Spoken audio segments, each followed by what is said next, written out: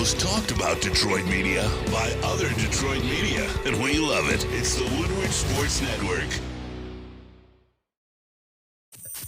And with the first pick in the 2024 media draft, Detroit selects Woodward Sports. Thank you for making us the #1 digital network in Detroit. Woodward Avenue, the first paved road in America. Woodward Sports, the first sports network born in Detroit and made for Detroit. What up, though, people? Thank you guys for choosing to kick off your day with the Wake Up Woodward crew. You guys can see we are live at Feldman Chevrolet of Novi. It is Michigan's #1 Chevy dealership. Thank you guys for choosing to kick off the morning with the crew. We got the entire starting five in the building as well. Shout out to Stick and shout out to Dustin, too. How you feeling this morning, D? You know, while there's not a lot of people in here, I just have to say this. Baseball is fucking hilarious. That's all I got to say. I know we're going to elaborate it on a little bit more, but the fact that in the game where Kenta Maeda pitched like absolute ass, they win, and then Reese Olson, Jack Flaherty, and Tarek Skubal's brilliant starts were wasted that's baseball, though. There's 162 of them. That's why it is the craziest, most unpredictable game. You know what? Shout out to the Tigers, too, man. We're hoping they can take this last game from the Indians, end this thing on a 2-4 stretch between the Yankees and Indians series. And you know what? I'll be okay with that. I mean, you have to be at this point, because if the Tigers can win today, they're 3 games out of first. Everything is kind of still on schedule. Yep. And if they lose, I mean, it's the crazy thing about those head-to-heads in division games, playing the first-place team. If you win, you gain ground. If you lose ground. If you win this series, you're feeling pretty good. If you lose this series, you just had a terrible road trip. One game can make that big of a difference. Wow. Mr. Matthew Broder, how you doing this morning? It is our Credential Lions and Tigers beat reporter. What up, though? I'm doing well. I'm excited. Excited to get that dub for the Tigers. Excited to get that 15th spot for the Red Wings. Excited to get that tie for DCFC. That was a big day in Detroit sports, and I'm pumped. Also, Jan says she loves your shirt, Kool-Aid. Hey, let's go, Street Fighter. Yes. Let's rock. AJ Blair says he loves your shorts, Flannel. Well, and AJ Blair skips every leg day ever. I don't skip leg day, but you know what? I need to get into it a little bit more. I need to bulk up a bit. This is a bulking season. Where's a Griffin Lackey when you need him? Shout out to Griff, man. Hey, what up, though, KG? How you doing this morning, man? Oh, wait, hang on. I didn't even know. Okay. We got KG, JB. What up? Want to make sure that we say what up, though, to our elite booth, man. We're not in the TD booth today, so I'll spare you this morning. Our Woodward Sports MVP, Mr. JB Smooth, as well. Titty. But, hey, let's get Broder back on the mic so he can tell the people what we are talking about today. We're talking Tigers. We're talking Tigers here to start. We're going to go around the city. Then we're going to go into the Lions. I got some news. They signed 2 players yesterday. What's that mean for the team? What were they thinking with these additions, which were pretty strategic, I believe. We're going to have a little conversation about the cornerback competition, because there is no quarterback competition, especially in the NFC North, where we know Jared Goff is by far the best quarterback in the NFC North. Yup, I'll double down on that. We got Rod Beard joining the show.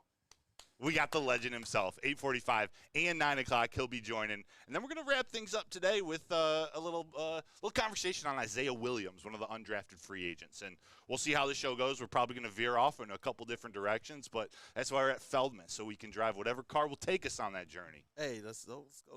And I see they got 2 of these vets right behind you today. Which one you think you're taking for a spin today, man? The white one, the black one? What's black. Up? Yeah, all black for sure. Let's rock. Yeah. Let's rock. With the chromed out nose. Let's go. Yeah. Man, these things look sick. I guess I'll take the white one first, Gucci man. suits ain't got no job. You know what I'm saying? Hey, let's go. Big timers? Let's rock. But you know what? Let's get around the city. The Red Wings draft position was revealed. They are drafting 15th in Flannel. We talked about this a little bit before the show. Yeah. You had some interesting comments to say about how the Red Wings have kind of fared in these drafts where they've kind of gotten screwed. Well, I mean, this one was correct because I believe the Red Wings, if my memory serves me correct, were the team that missed the they didn't even miss the playoffs by a point. It was due to regulation wins or whatever that tiebreaker was. But you should be not making excuses. You got to beat the Capitals. But that's neither here nor there. So this one wasn't really egregious at all. But I will say this, the fact that Steve Yzerman was able to pick up Lucas Raymond and Mo Sider in drafts where the Red Wings did get some draft lottery unluck, to put it nicely. I mean, maybe he can work some magic at 15. I wouldn't put it past him. It's a bit interesting to see because obviously the expectation for the Red Wings going into the next season is people want to see this team make the playoffs. Yes. Priority patch or not. So, sheesh. Shout Anything on the Red Wings, brother? 15, baby. Let's rock. Let's rock. Hey, but you know what? Tell us about Detroit City Football Club. I will. I'm kind of excited. I didn't get to watch it, but I've read up on the game. This was a back-and-forth match. They tied the Houston Dynamo in the first round of the U.S. Open Cup, which is like it's amateurs and professionals going head-to-head. There are 32 matches to start. They tied 3-3. They were down 2-0. They ended up scoring. What did they do? They had where are my notes here? They were down 2-0. They scored in the 41st minute, then tied the game up in the 75th minute. And as a reminder, they play 90 minutes, 2 45-minute halves. They end up giving up the lead 2 minutes later in the 77th minute. But fortunately, their star, Maxi Rodriguez, came back and tied it up in the 83rd minute, 3-3. But how about this? So the Houston Dynamo, they're an MLS team, right? They had 30 shots on the day compared to DCFC's 9 shots on goal. DCFC controlled the ball for 35% of the game. They had 4 yellow cards. The Dynamo had 0. They had 1 corner kick to the Dynamo 14. So I'm no soccer expert. I'm no proper football expert. But those stats seem a little lopsided. It seems like the Dynamo dominated the game, but hey, DCFC was there to ensure a tie at the end of the day. Shout out Nate Steinwasher then. Legendary goalie. He's an MLS caliber goaltender. Definitely. I have been to a game, and it's impressive to watch him do his work. Shout out to DCFC, man. Shout I'm sure out. the Northern Guard was amped about that, man. They'll be able to go in there, hold your own, and to prove, you know what, we are Detroit soccer team. Hey. That is pretty good. Because, look, for years, they're like, yo, we don't need MLS here, right? And they might still not have it because you can't have an MLS team at Keyworth. And I think it being at Keyworth, being in Hamtramck, having that atmosphere makes DCFC special. So we'll see if they even get into MLS. But you know what? Where DCFC is right now, I think is just fine. 30 shots to 9. That feels like a reverse Red Wings game. 30 shots. Hey, and you ended a tie. This sounds kind of like the Washington Capitals game that the Red Wings lost, in which Washington's goaltender pretty much put his nuts on the Red Wings. But at the same time, but you know what? You shouldn't be in that position anyway. I don't want to talk about them not making the playoffs anymore. What up, though, brother? I got to get an update before Detroit Dabber corrects me, so I got to beat him to it, and this just shows off my football knowledge. But they ended up winning the game, actually. In this U.S. Open Cup, they have to play to a win. This is information I'm just getting from our legendary Korean Jesus over here. They ended up winning 10-9 in penalty shots. Wow. Okay. So they beat the Houston Dynamo 3-3 tie in regulation. Ended up winning 10-9. Let's go. How about that? DCFC. There we go, Detroit Dabber. DCFC beat an MLS team. That's why the stats were lopsided. The team we beat is in a higher level of U.S. soccer. Exactly. And I saw the Northern Guard talking their smack before the game because they were only expecting like less than 5,000 people at the Dynamo Stadium, which holds 20-some thousand. They're like, bro, you guys should have just had it at Keyworth. Like, you want real fans, come to Keyworth. Can you imagine that environment? But you know what? You want to talk about staking a claim to be able to have that. You know what? Next time, I think they're going to think about that. You got to make that a consideration. Yeah, why not? Come to Detroit. Come to Hamtramck. See what that Northern Guard is about. Man, I'm happy to hear that, man. Hey, there we go. Victory. Oh, yeah. You know what? Another victory we got to talk about. The Detroit Tigers. They saved us all from impending doom. They win. They beat the Guardians 11-7. And they had to use the bats kind of in 2 phases of this game. Kind of in the beginning of the game to be able to make up for Maeda being on the mound as well as to be able to pull out the victory later in the game. How you feeling? I mean, I'm feeling good.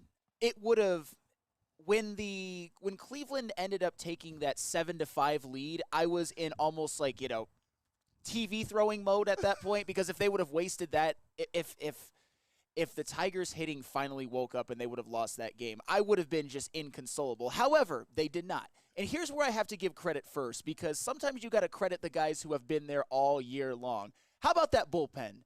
Both Ken Maeda and Logan Allen for Cleveland both pitched equally terrible. But the Tigers bullpen outpitched the Guardians bullpen. Only gave them 2 hits the rest of the way. Shout out Tyler Holton, shout out Alex Faedo, shout out Andrew Chafin, and shout out Alex Lang, who is quietly having a pretty dominant season. after that one extra inning fiasco. He's been pretty much lights out since then. Shout out to the bullpen. You also have to give a shout out to one Andy Ibanez. Wow. Andy Ibanez had the single best game any Tigers position player has had all season, considering that they needed all of his 2 home runs. Bombs, They yeah. needed all of his 4 for 4. The fact that his other at-bat was a walk, 5 times at 5 plate appearances, 5 times getting on base, including 2 home runs. Absolutely unbelievable. Shout out Andy Ibanez. It raised his average on the season to 364 and his OPS to 937. I know he has, All-star. yes, hey, I know he hasn't had a ton of at-bats. However, he was hurt a little bit, and he's had enough to where a 937 OPS stretch is a pretty impressive. And I also have to give a shout-out too to the fact that, you can say that the Tigers may have the fact that Colt Keith was on the bench and Parker Meadows was sent down. Was that a coincidence? I'm not necessarily so sure. But however, Ryan Velotti had a better game this game than any game Parker Meadows and Colt Keith had individually. 2 for 4, 3 RBIs, including a 2-run single after the Tigers had blown that early lead to tie it back up. And then, of course, we know what happened in the rest of the game. The Tigers scored 4. But shout out Ryan Velotti, and shout out, too, to guys like Mac Vierling and Wimseel Perez, who had themselves some good games and have been kind of stabilizing forces on the season. Matt Vierling's kind of been a stabilizing force the last 2 years. Wimseel Perez has quietly had a phenomenal season. Now his OPS is 930 after yesterday's game. So even though, there's still some questions about the bottom of the lineup, shout out Jake Rogers, by the way, had a pretty good game. You've still got enough guys, I think, to be able to hit in spurts and be able to, I wouldn't say carry this offense because one game doesn't make up for everything, but as long as they can get enough, it's funny how one offensive explosion and one win kind of changes almost my entire perspective. Baseball's a really funny game, and when you're breaking down every game, you're going to sound a little bipolar from time to time, but I feel a lot better today. How could you not? They won. You know what? I got one question and one comment. Shout out to Matthew Broder. I love his summary of the game. Kenta Maeda pitched like booty, but the bullpen was phenomenal again. That basically sums it up. But question to you guys. Is it safe to go out there and invest in a Wimseel Perez jersey? You know what? I would probably go green and Scooble first. But, Wimseel Perez, a lot of people probably already have green and Scooble jerseys. So the next one, sure. Absolutely. I mean, Wimseel Perez, what does he have right now? I wrote it down. 59 at-bats. That's not a ton, but that's enough to where, I already said that about Andy Ibanez. If Andy Ibanez's at-bats and over 900 OPS is enough to be a decent sample size, Wimseel Perez certainly is. Like I said, shout out to those guys. If it weren't for guys like that, like Wimseel Perez, like Matt Vierling, for example, and of course like Green, Scooble, and all of them, the Tigers would be really screwed. And they showed up yesterday as well. That's what makes me I really hope the rest of these bats, the ones that we were expecting to kind of be the hot bats, those are the ones I'm hoping wake up, because the Tigers could definitely do something in this AL Central. Yep. It's good, Mr. Broder. Yeah, hey, 3 out of the last 4 games, they've led off the game with a home run. That's insane. That's awesome. That's showing up to the ballpark ready to play. The problem is, in all 3 of those games, so after your team scores a run, we call the second half of the inning, or as a pitcher, you go out and you want to have a shutdown inning. You score a run, you want to hold the other team to 0, get out of that inning as fast as possible so that your team keeps a hold of that momentum. And each of those 3 games, the pitchers have gone out and given up runs in the bottom of the first. That can't keep happening. Maeda did not pitch very well yesterday. He couldn't locate his fastball, couldn't locate any of his pitches, so the guys were just teeing off. He doesn't throw hard enough to be successful without having accuracy. So he's got to figure that out. I'm not worried about Maeda, but to give up 7 runs in those first 2 innings, you can't do that.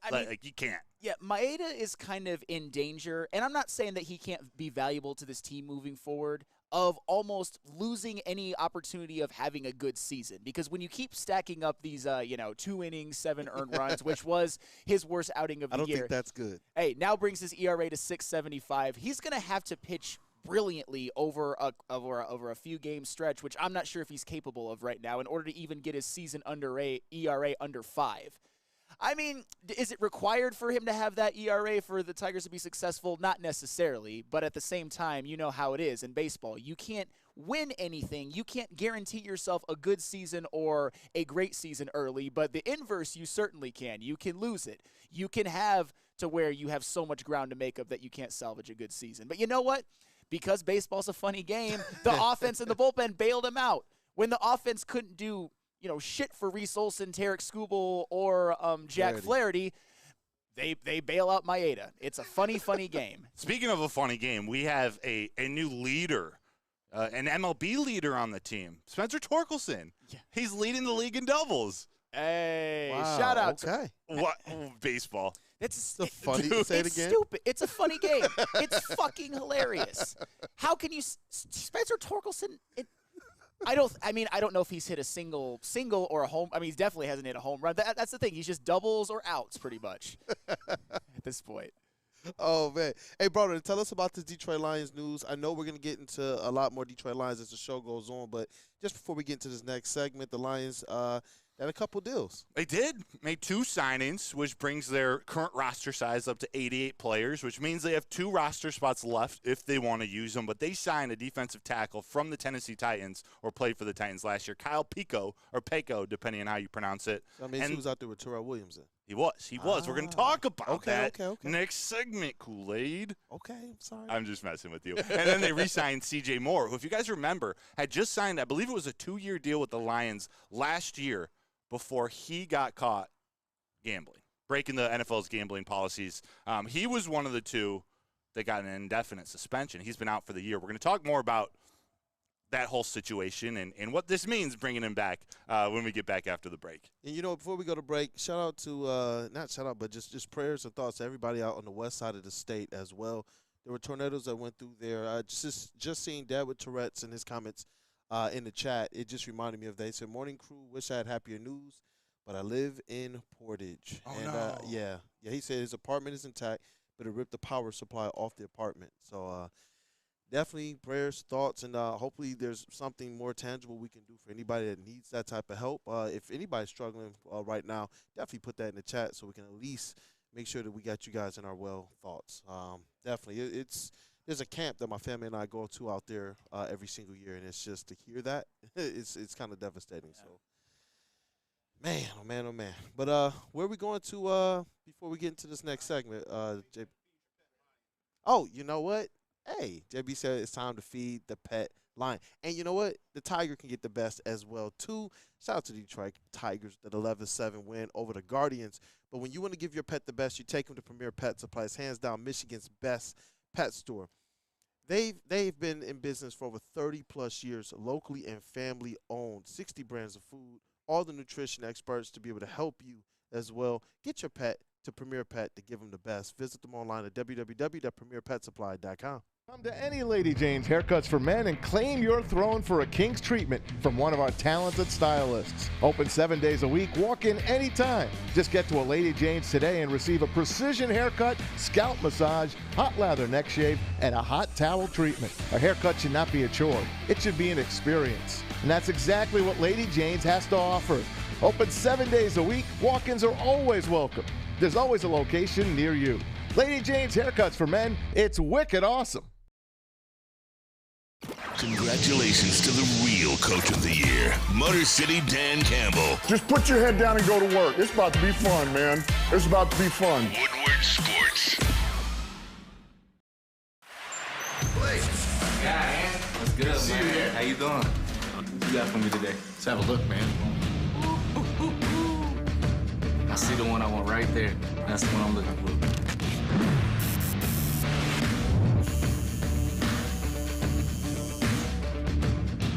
Welcome to the winner's circle, Blake. Hey. Feiger Law. All we do is win. All we do is win. The only sports network in Detroit that starts with a W. You know, because we win. Woodward Sports, Detroit's winning sports network. What's up, everybody? Neil Rule, Big D Energy, Woodward Sports Network, home of the Planet Fitness Studios. Let me tell you a little personal story about myself with Planet Fitness. Planet Fitness helped me change my life, and it can do the same for you. The best gym in the gym game. The clean facilities, tons of cardio equipment, tons of weights as well. And look, through all the price increases, inflation, all that, hasn't happened at Planet Fitness. Still $1 down, $10 per month, $24.99 a month for the Black Card as well. It's Planet Fitness, everybody, where your fitness is essential.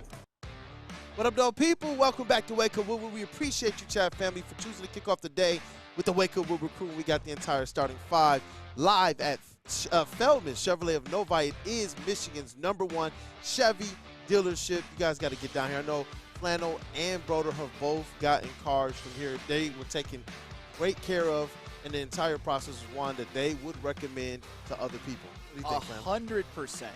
It was as easy as can be. Walked in and out with the car in about 3.5 hours, even though I was a little upside down on my previous loan when my old car basically exploded on the way to a Michigan-Ohio State game. It didn't actually explode. It just died. But it saved you from Juwan Howard.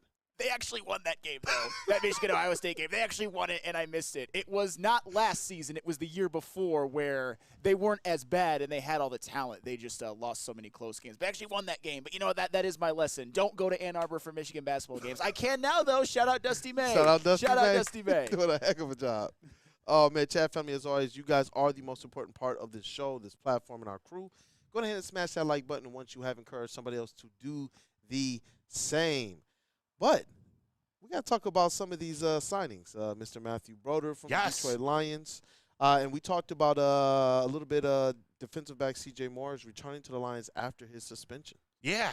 Let's just 2 minutes on Peko, on Kyle Peko. I just want to get your guys' thoughts. This is a player who he started 10 out of 13 games that he played in last year for the Tennessee Titans under Terrell Williams, a defensive line coach previously with the Titans. A decent amount of production. I truly don't know much about the guy, but you got to believe, and again, I want your opinion, you got to believe that this is a Terrell Williams request, or at least more depth to the defensive tackle position. Terrell Williams knows what he's going to get out of this guy. I got to do a little more digging into his type of game, but it feels just like a depth piece, more insurance behind Ali McNeil and DJ Reader, depending on the development of both Wingo and Broderick Martin. Yeah, I mean, it's just a depth piece.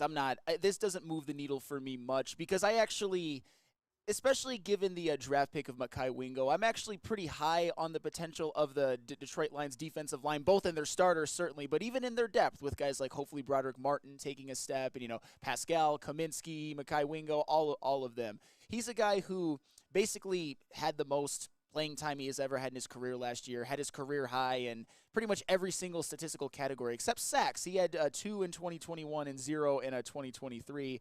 He had and I have to go to this because I'm Flannel Sam. He had a very, very poor PFF grade. And it's like a dangerously bad PFF grade. It was better the year before, though. But at the same time, this isn't the type of signing where you expect much from him. It's just if he makes the team, if he's part of the rotation, great. If he's on the practice squad and gets cut, fine as well. Yeah, the real signing, the real one we want to talk about, C.J. Moore returns to the Lions. So he was suspended for a year indefinitely for gambling on NFL games, for gambling on football. He was part of the, 4 Lions players, including Jamison Williams, Quintez Cephas, Stanley Berryhill, who were all suspended last year when it was found that they were found gambling. J-Mo was obviously off. Although I guess it was officially in a team facility, it was March Madness. It wasn't a lot of money. It was a mistake from J-Mo, and this isn't a segment to talk about J-Mo. C.J. Moore suspended indefinitely for gambling on NFL. They knew at that time you can't gamble on the NFL, so we're bringing it back. He is one of the best special teams players that they had previously, had gone to the Texans, wanted to return to the Lions. He was on the Texans practice squad and appears, although it was before I covered the team, appears to be a team favorite, an organizational favorite. They love this guy. He fits the culture. But I want to ask you, and maybe you don't have to answer it right off the bat, but does this affect what you think of a Dan Campbell guy or their bringing in only Dan Campbell guys, only Dan Campbell high-character guys? It seems like he's high character, but he knowingly gambled on NFL. You can't do that. That's a really, really tough question. Right. Because C.J. Moore strikes me as somebody that maybe only the Lions know the value of. And I'm not saying that he wouldn't be a valuable player anywhere else, but pretty much ever since he started his career with the Lions, going back to 2019, he was a special teams regular.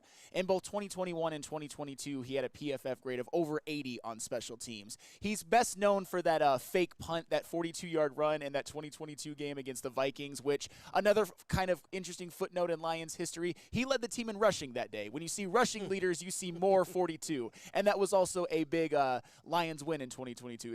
It was against the Vikings. It was the Jamison Williams touchdown game for his only catch of the season, but that's neither here nor there. And in 2021, for the record, when he got a little bit of playing time at safety, he did have an interception. And right now you're seeing the run right there. And an interesting thing about that run, that 4th and 7 deep in their own territory, the Lions end up scoring a touchdown on that drive, really kind of getting some distance from the Vikings. And that's another one of those where if that play isn't made, if they don't call that play on 4th and 7, if C.J. Moore doesn't make that run, maybe they don't win. Just another one of those interesting plays in which aggressiveness worked out, and of course C.J. Moore and his blockers executed that to perfection. I just think he's one of those guys to kind of go back to that where the Lions know his value. They know his character. They know he probably just made a mistake, which cost him a whole season. But when you make a mistake like that and it cost you the whole season, maybe this was only the Lions would sign him type of guy. I mean, I know he's got value, but he's, Lions take special teams seriously. They do. More than most. 100%. Yeah, so I'm not expecting – it doesn't move the needle a ton for me. However, he does have value. Like, ever since he came into the NFL, he's been a special teams regular. And I think that's something where he could probably pick that right back up going into this next year. Yeah, and Ryan's reaction in the chat, he said people aren't perfect. And that's kind of where I'm leaning with the CJ Moore signing. Like, this was a mistake, and he owned up to it. He dealt with it. He truly dealt with it. Being suspended after getting a big contract, being suspended for a year, that's a lot. You wonder if not to go in deep about the Cam Sutton situation, but if he had handled that situation better, stepped up and turned himself in when the Lions addressed, would they have had his back, after a mistake, a serious mistake? Would they have stuck with him if he, owned up to it and dealt with it professionally? We'll never know, but I'm thinking that this is probably where the Lions are going with this pick. And feel free to respond to that, Kool-Aid. The second question I have for you guys is, do they have any plans to put him at safety, or at least add depth to that safety room? Because the entire safety room, they're all under 25 years old and on their rookie contract. So a little bit of veteran leadership is needed. I mean, we haven't had the safety conversation. Do they go out and get Diggs or Simmons or some of the free agents? But do you think this was factored involved, or is it just all special teams?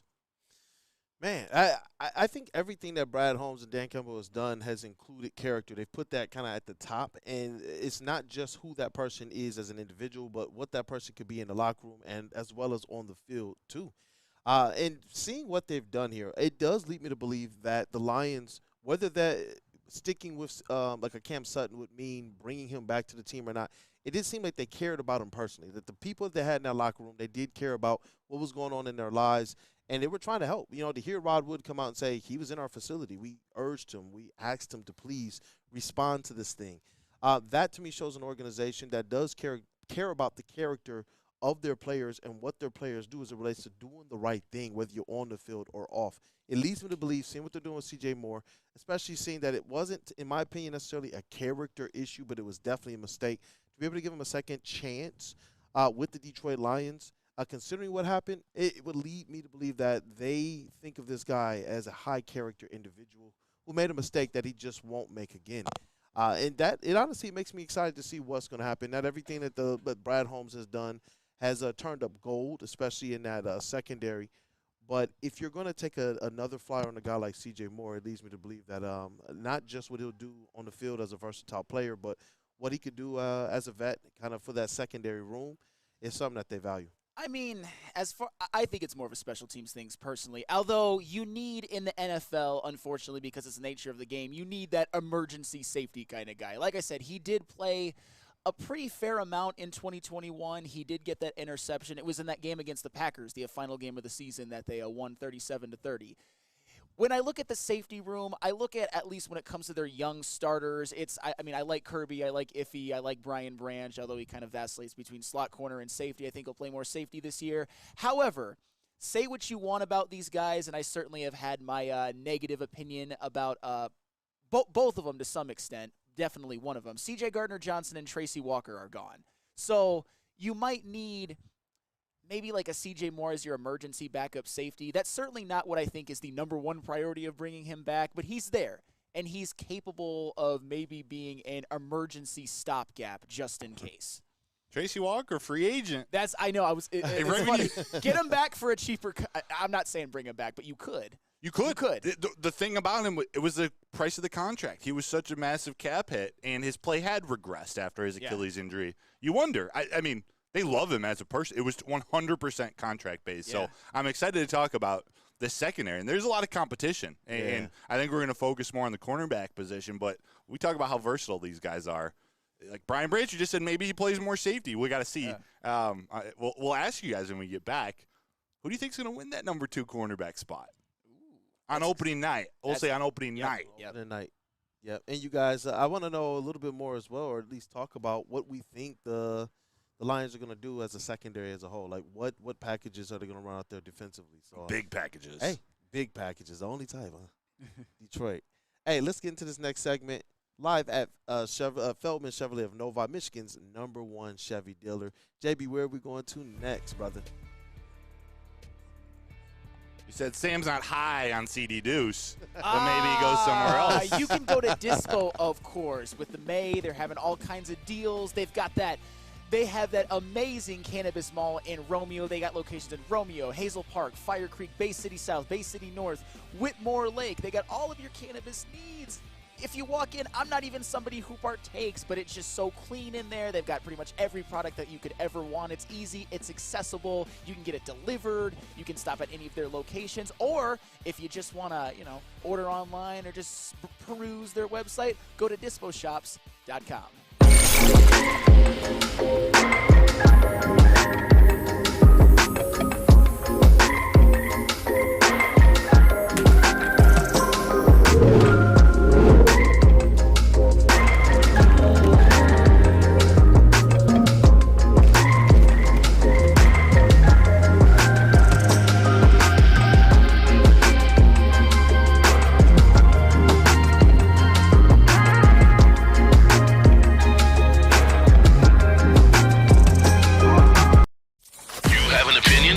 Seen and heard. Corner jumper.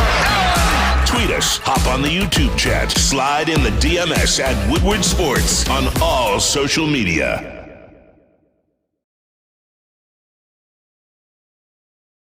What's up, everybody? Neil Rule, Big D Energy, Woodward Sports Network, home of the Planet Fitness Studios. Let me tell you a little personal story about myself with Planet Fitness. Planet Fitness helped me change my life, and it can do the same for you. The best gym in the gym game. The clean facilities, tons of cardio equipment, tons of weights as well. And look, through all the price increases, inflation, all that hasn't happened at Planet Fitness. Still $1 down, $10 per month, $24.99 a month for the Black Card as well. It's Planet Fitness, everybody, where your fitness is essential. Thank you to the Detroit Lions and Sheila Ham for the best season in Lions history. Now it's time to let Brad Holmes cook. Woodward Sports.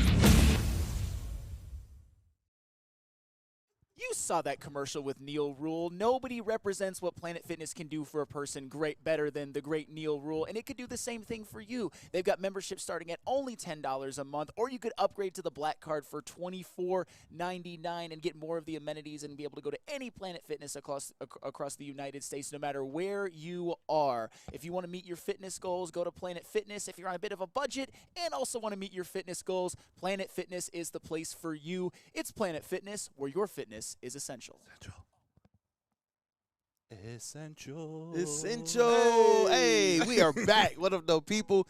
It's the Wake Up Woodward Show. We appreciate you guys for choosing to start your day with the whole entire starting five. And we got Stick and Justin in the building. It's been a good start to the morning, man. The sun is shining. The Tigers won. DCFC beat the MLS team. Let's go. Let's go. And this segment, we get to talk about this Detroit Lions secondary, focusing in a little bit more on the cornerback room as well. Chat family, as always, you're a very important part of this show. Smash that like button. Once you have done so, encourage somebody else to do the same. Did you want to go to that Terry Arnold video right now, bro? Well, yeah, when we talk about, who's going to get that number 2 cornerback spot, I think that the Lions, their strategy should be to flip a coin and decide who's going to win that spot. I know, so I'm teasing. There's a video that came out yesterday, Terry Arnold on, let me make sure I give the proper credit, on the Next Round show. I believe it's an Alabama show /podcast/radio station, talking about what the Raiders said to him after the first round, and I'm not even going to tease what they said. Let's play this and then react, because I think Lions fans are going to be very happy. I went on a visit there, and honestly, they told me, they said, you're one of those guys we have to trade up to get, but our paths may cross, and we don't think we'll be able to get you.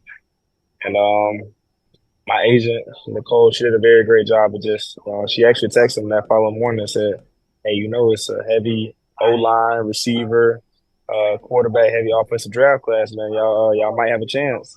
And then just from going back and talking to them, they knew that the Raiders, it was a possibility that they took me. And actually the Raiders coach, they called me after the draft.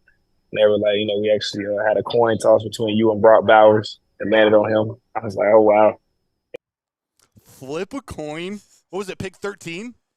That's like, what kind of draft strategy is that? I mean, granted, they're two great players, and I'm thankful that it landed on Brock Bowers, but come on. Flip a coin? You talk about with Brad Holmes, who's like, no, I know exactly what we want to do, man. And you hear these other organizations out there like, you know what? Hey, we'll just take our chances. Man, I'm so grateful that we got Brad Holmes. You know, the funny thing is you can never admit I mean, obviously, the Raiders didn't admit it, but they told it to Terrion Arnold. You can't say something like that has any risk of coming out, because in some ways – and I know it's reckless, but I kind of get it, because Brock Bowers is a guy that many people thought was the best overall player in college football last year, and he fell to 13. I understand how it's like best available player versus need, and you flip a coin, but you can't let that come out, because GMs like Brad Holmes and Brent Veach and like Howie Roseman are laughing at you right now. The Raiders are becoming more of a meme, because they've made so many bad draft decisions over the years, like Darius Hayward-Bay, by the way. Remember that? But that's kind of just what the Raiders do. I think Brock Bowers was a solid pick, but you can't let it be known in any way, shape, or form that it was a coin flip. That's pretty wild. Yeah. That's pretty wild. Can y'all imagine, like, what your reactions would be if you heard that from Brad Holmes after everything that we've seen him do, and he said, you know what? It was just a coin flip to see if we wanted to pick Terrion Arnold or player X. No, as a draft pick, the conviction of the team going up and getting you, or just he's your guy, so we're going to take you at 29. In this case, the Lions went up and got Terrion. Like, psychologically, that's huge. Steve DeYoung says in the chat, too, we thank Jacksonville for passing on Hutch. Now we can thank Vegas for passing on Arnold. Like, they're doing us a service. We heard just how much – actually, it wasn't in that clip, but a few seconds later, I just chopped it up so it was a shorter video. A few seconds later, he talks about Brad Holmes considering moving up to 16 and 15 to get Terrion Arnold if he was there. The fact that the Raiders did that, thank you. That's reckless. They would have been – they needed a cornerback, so they would have – I mean, both picks are good. Brock Bowers is great, don't get me wrong. But, man, to leave it up to a coin flip, that is not okay. When you see how excited and just how happy Terrion Arnold was to be a Detroit Lion, and some of the comments that's come out saying effectively pointing to the type of relationship that he was able to develop with the Detroit Lions during the interview and the combine process, what the heck is going on in Brock Bowers' mind to know your team did not come up and grab, get you, select you, pick you, make you their guy. This was all left up to chance, whereas with Terrion Arnold, the Lions were like, bro, we will trade up no matter where we have to make sure you're our guy. The Raiders are so dumb. They just are. I mean, they're the silver and black, the Raiders. Those days are long over, and we all know that. It's just it's making it seem like I could be the GM of the Raiders. Seriously. You know what I mean? I could flip a coin. I could decide between two players. I could decide between, the best player in the draft potentially or available player in the draft or a need and flip a coin. I could do that. Bro, listen, I know the Pistons are down bad right now, but Raiders, I'm revoking you guys' access to even model anything after the Detroit Bad Boys. And remember we covered that when they said that that's what they were going to start doing now? And now it's just like, this is how you're doing things? Let's just flip a coin. Can you imagine it? Should we take Isaiah Thomas? Let's flip a coin.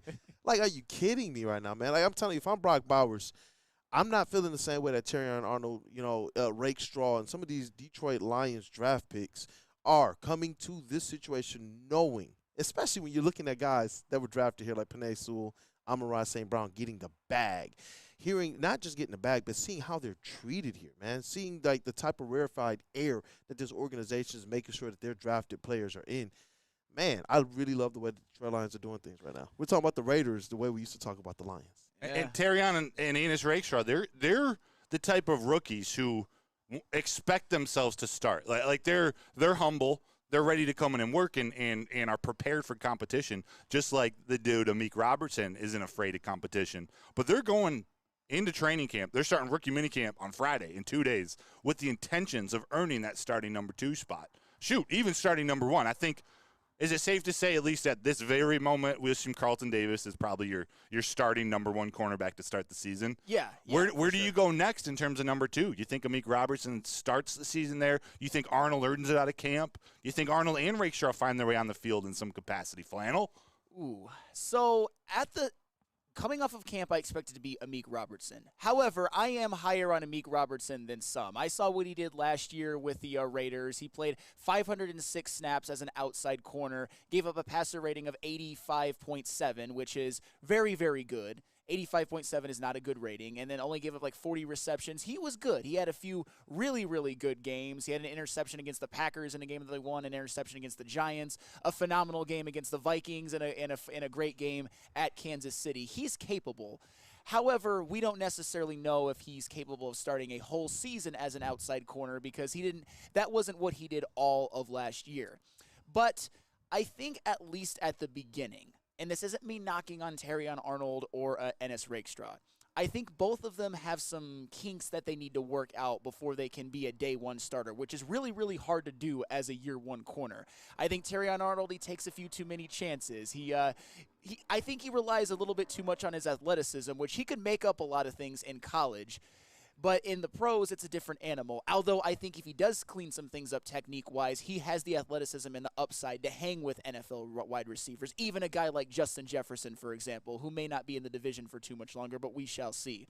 Ennis Rakestraw, to me, he played more off coverage. He played more zone, although he is capable of playing man. And also, when it comes to passer rating allowed and completion percentage allowed, his numbers were among the worst of the top-end cornerback prospects. So my point is that both of them have some things that they need to work out, and I don't think that they will start right away. And I think that Amik Robertson is capable of doing that, maybe for a full season, maybe for a stretch. However, and this is my silver lining for both Terrion Arnold and Ennis Rakestraw seeing the field, they were the 2 out of any top cornerback prospects, more than Quinyon Mitchell, more than Cooper DeJean, more than Nate Wiggins, more than Kool-Aid McKinstry. They both played a pretty sizable amount in the slot last year. So I think that that'll help them get on the field a little bit more. They can have some different packages where you have Amik and Terrion on the field, Amik and Ennis Rakestraw and Terrion at times. And both of them also are 2 of the best run-defending cornerback prospects in the NFL, which, again, will help them get on the field, will help them continue a run defense, which was excellent last year. So my point is, I think Amik will start at cornerback 2 to start the year, but then as time goes on, you'll see Terrion and Ennis Rakestraw in the slot more. You'll see Terrion Arnold improve. You'll see Ennis Rakestraw improve, and maybe at the end of the year, you've got Amik in the slot. You've got Terrion out wide. You've got Carlton Davis. You've got Branch, Iffy and Kirby kind of rotating in the safety room. There's a lot of capable players in this Detroit Lions secondary, and especially as the rookies begin to improve and kind of work out some of their kinks, I think it could be a pretty damn good secondary. And you talk about what it might look like later in the year. Let's not forget, Emmanuel Mosley is coming back. I know. Or we expect him to come back, to be determined what he looks like. But he's the number 1 in this league. He can be a number 1 on this team. And you might add him halfway through the season? I'll tell you what, and Emmanuel Mosley at his peak, to me, is better than Carlton Davis at his peak. Oh, by far. It's just that Emmanuel Mosley is coming off of 2 ACLs. And you wonder if I don't think I've ever seen anything like it, where you come off an ACL, you play like 3 or 4 plays, and you suffer another one. That's tough. However, ACLs in and of themselves are not necessarily a death sentence. It's just Emmanuel Mosley probably has some psychological issues to work out with that, as any of us would if we had those back-to-back injuries. But yeah, you're right. Emmanuel Mosley, he's at his peak is better than any of the guys that we got playing outside corner. I mean, if you really look back at what he did when he was healthy in San Francisco and those numbers he was able to put up, he was a true number 1. And Carlton Davis recently, at least parts of last year, struggled a bit. The one thing that I love about this secondary room is just how hungry, how feisty, how kind of lone wolf a lot of these guys are. The one thing I know is whoever is starting for the Detroit Lions, they're going to have gotten there through war of attrition, through battle. A lot of these guys come in, you hear the way Terrion Arnold talks, you hear the way Rakestraw talks, you see the way these guys have played. You hear what Amik Robertson is already saying since he's become a Detroit Lion. These guys are ready to do work. They're excited for the new players that are coming into the secondary room. But whoever hits that field, you know that they're going to be already battle-tested before the first game of the season. Yeah. That makes me ecstatic about what the secondary could be compared to what it was last year. And just another quick footnote on Ennis Rakestraw, which I kind of didn't highlight enough, but I should have when he first got drafted. Ennis Rakestraw's best statistical game last year when it comes to the metrics, LSU. Was targeted once in 30 snaps. They weren't necessarily pass, but some of them obviously were because it was a college football game. And who does LSU have? Malik Neighbors, or who did they have? Brian Thomas Jr. and Malik Neighbors.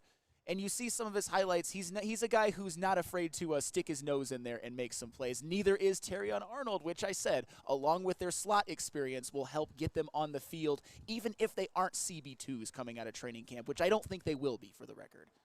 Well, look, man, we got the legend on the way as well, Mr. Rod Beard, Detroit News Sports Editor-in-Chief for a couple segments. Where we got to go to first?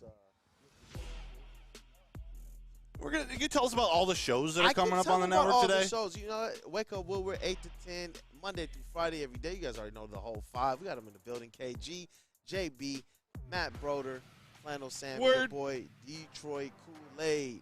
We appreciate you guys for choosing to kick off your morning with us every morning. You guys are the most important part of not just our show, but the entire Woodward Sports Network. Tap into Big D Energy next from 11 to 1. 4-time Stanley Cup champion, winner, and guardian defender of Detroit, Darren McCarty, alongside Neil Rule, the Golden Voice. After that, you can catch Armani Edwards with Mass. The legendary University of Michigan wide receiver and former NFL player Braylon Edwards with Media King, Mr. Ryan Ramadi, as well as the lovable radio legend Tom Mazaway. After that, tap in with the heavyweights from 5 to 7, Woodward heavyweights, the big fellas. They bring you the biggest interviews, the biggest breakdowns, as well as the biggest laughs. You guys already know what they're about. Shout out to KG as well, who got to host the other day on there. Still excited for you, man. The whole network is doing things, and it's because of what you guys do for us. Thank you for making Woodward Sports the #1 digital sports network. We appreciate you guys.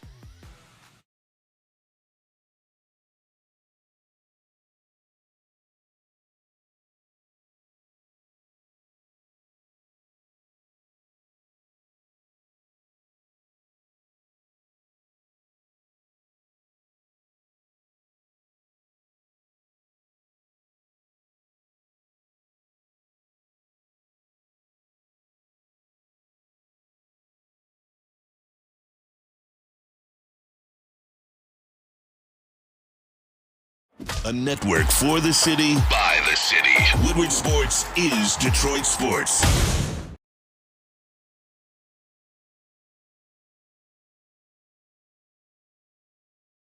Come to any Lady Jane's Haircuts for Men and claim your throne for a king's treatment from one of our talented stylists. Open 7 days a week. Walk in anytime. Just get to a Lady Jane's today and receive a precision haircut, scalp massage, hot lather neck shave, and a hot towel treatment. A haircut should not be a chore. It should be an experience. And that's exactly what Lady Jane's has to offer. Open 7 days a week. Walk-ins are always welcome. There's always a location near you. Lady Jane's Haircuts for Men. It's wicked awesome. You have an opinion? Make sure it's seen and heard. Corner, jumper, ah! Tweet us, hop on the YouTube chat, slide in the DMS at Woodward Sports on all social media. What's good, man? How you doing? What you got for me today? Let's have a look, man. I see the one I want right there. That's the one I'm looking for.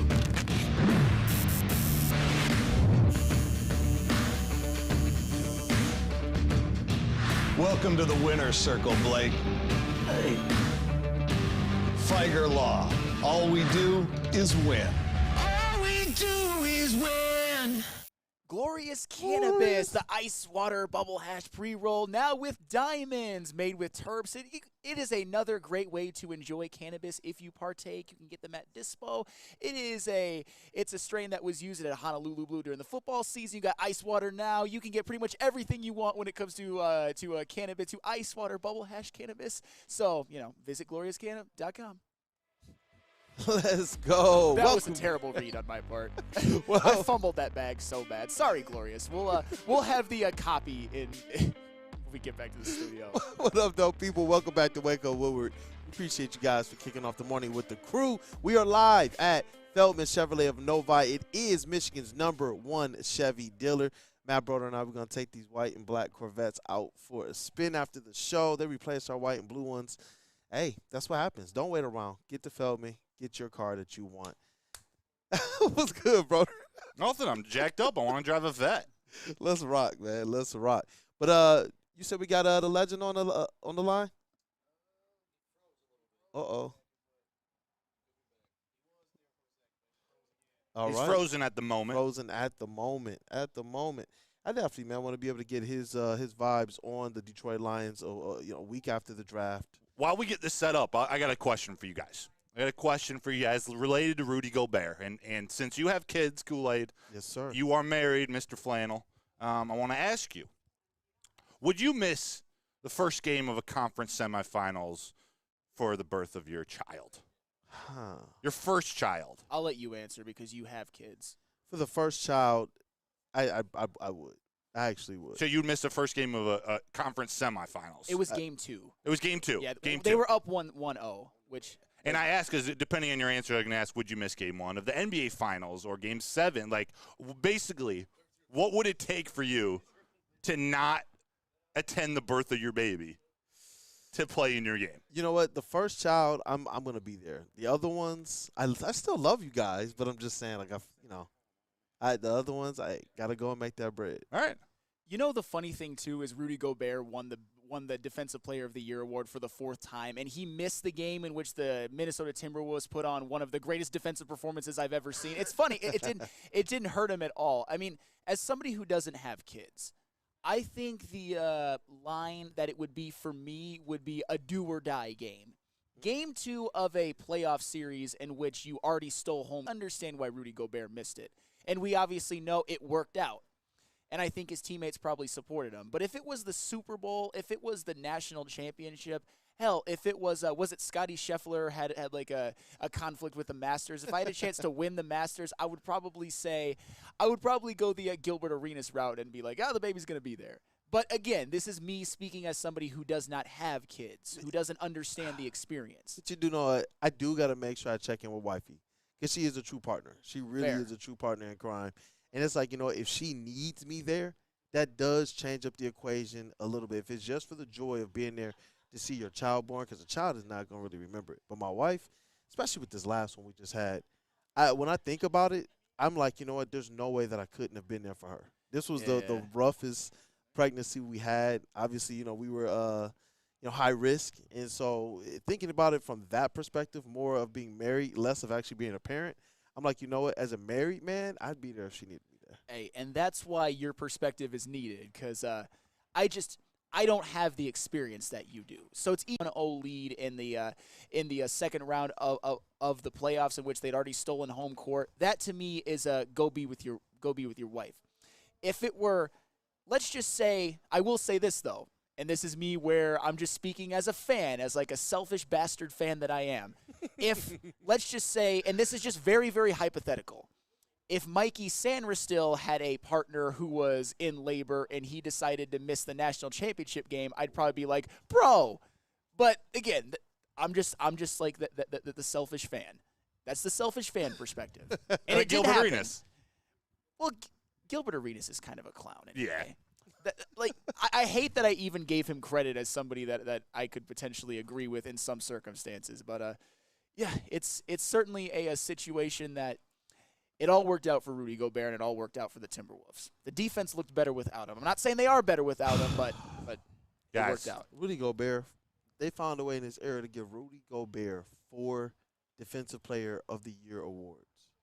I don't know about that. That's reserved. That award was reserved for legends like Ben Wallace. We do have another legend on the line.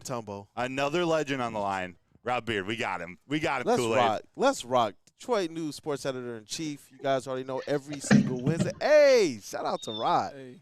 I love it. I love it. You guys already Gentlemen. know on Wednesday we try and get the pulse on Detroit sports from the Detroit News, led by Rod Beard, Detroit News sports editor-in-chief. Man, what up, though, brother? Hey, we're just going to try to do this outside today then. The inside the bunker just doesn't seem to like us today. Rod looks so happy there. Unfortunately, we can't hear him right now. So we Are you might need serious? to work on some of the technical difficulties. But the sun is shining. Rod's got a smile on his face. Probably because the Pistons haven't lost the #1 pick in the lottery yet. Oh, he's been doing his tankathons. This is something he does every year leading up to the draft lottery. And yesterday's tankathon was much better than the one he did today. Yeah, Man, I can't wait. That's what I wanted. I hope we can get him. We can get this figured out. This is an they issue. said they can hear Rod. They can hear Rod, but we can't. Which is a problem when you're talking, having a conversation with someone. Yeah. We can anticipate what he said. Yeah. But it might not be right. You know, why don't I'll make an executive decision here. Let's take another quick break. Sounds good. We'll come back. We'll have a few extra minutes with Rod if we can get this straightened out. Otherwise, we'll see what we can do about rescheduling. But let's take a quick break. We'll go no commercial. We'll give our sponsors a shout out on the way back. JB, if you could send us, guys, we'll see you in just a few minutes. What's up, everybody? Neil Rule, Big D Energy, Woodward Sports Network, home of the Planet Fitness Studios. Let me tell you a little personal story about myself with Planet Fitness. Planet Fitness helped me change my life, and it can do the same for you. The best gym in the gym game. The clean facilities, tons of cardio equipment, tons of weights as well. And look, through all the price increases, inflation, all that, hasn't happened at Planet Fitness. Still $1 down, $10 per month, $24.99 a month for the Black Card as well. It's Planet Fitness, everybody, where your fitness is essential. At work and at home, we're there with smarter security solutions. Featuring complete automation with customized alerts and more. For over 90 years, we've been the company that's been counted on to protect what matters most, all with personalized service and care. Right now, for a limited time, receive a free video device plus free installation with a new home system. Guardian Alarm. We protect Michigan.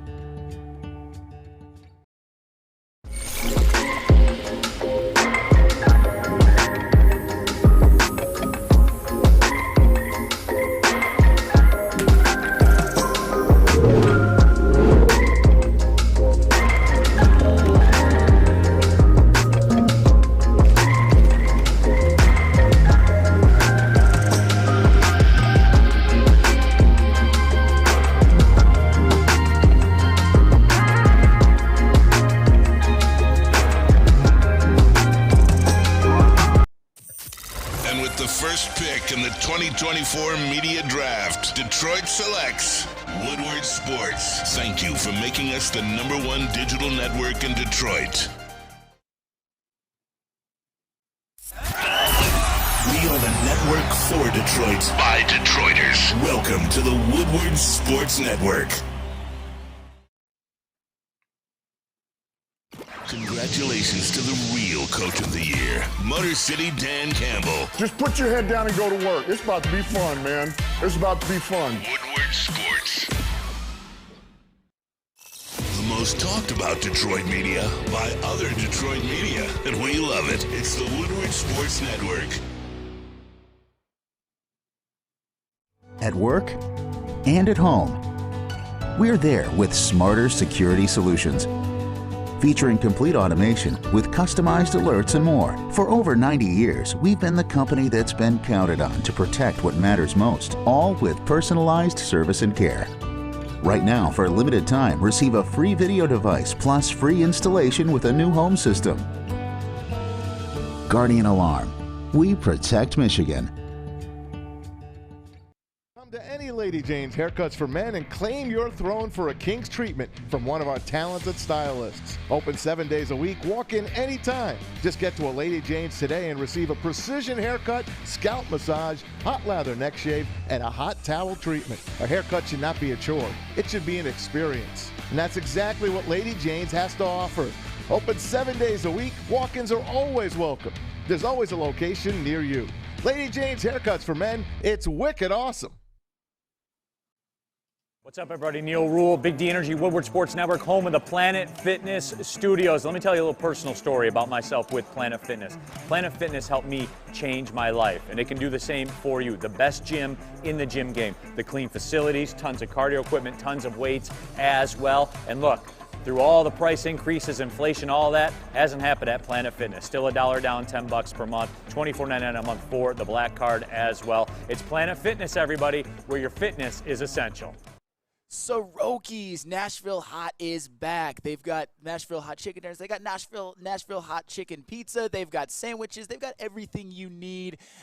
Soroki's, I'll tell you what, when we were at that draft party on Thursday night at downtown, they hooked us up. They brought us chicken. They brought us biscuits. They brought us potato wedges, and it completely just made the night even better. We've had it catered to the office before. I've gained 10 pounds in one lunch from Soroki's before. It is just unbelievable, and they've got locations all around Metro Detroit. They keep popping up. They keep getting more popular because they realize how good their food is, their chicken, their pizza, their biscuits, their fries. They got everything you could possibly need. So go to any Soroki's location nearest you or order online, Sorokis.com. Welcome back to Wake Up Woodward. We appreciate you guys for your patience and for choosing to support the Woo Crew. We got the whole 5 in the building, plus Justin and Stick. Where we at? Talking about depth? Hey, talk about depth, man. We are live at Feldman Chevrolet of Novi. It is Michigan's #1 Chevy dealer. I know Flannel Sam and Broder, they have both done business here, have been treated great, and I know Feldman will do the same for you all, too. Get down here and get your car. I love my Blazer. Let's go. It's Francis over there hooked me up, like explained everything, took care of my previous lease. They do it right over here at Feldman. And I'm even more excited today for our Feldman mailbag segment at the end, live on site. Hey, like, come on, are you kidding me? That's pretty epic. That's pretty epic. They take care of things at Feldman, and I understand as somebody who's not super experienced in terms of car buying, they take care of things that you didn't even know that they would take care of.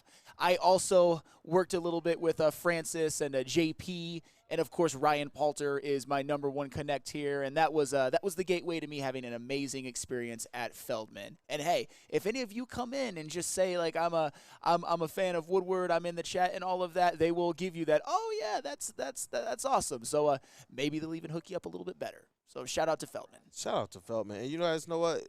The draft lottery is this Sunday. It is May 12th. The Detroit Pistons have the best odds at the #1 pick, but they also had that last year, and we saw what happened. We've seen them just kind of go through some bad lottery luck.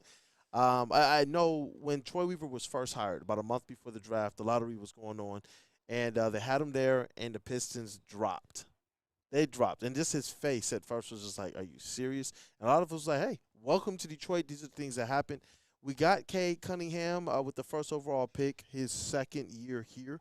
That's after the Killian Hayes, Sadiq Bey, and Isaiah Stewart draft.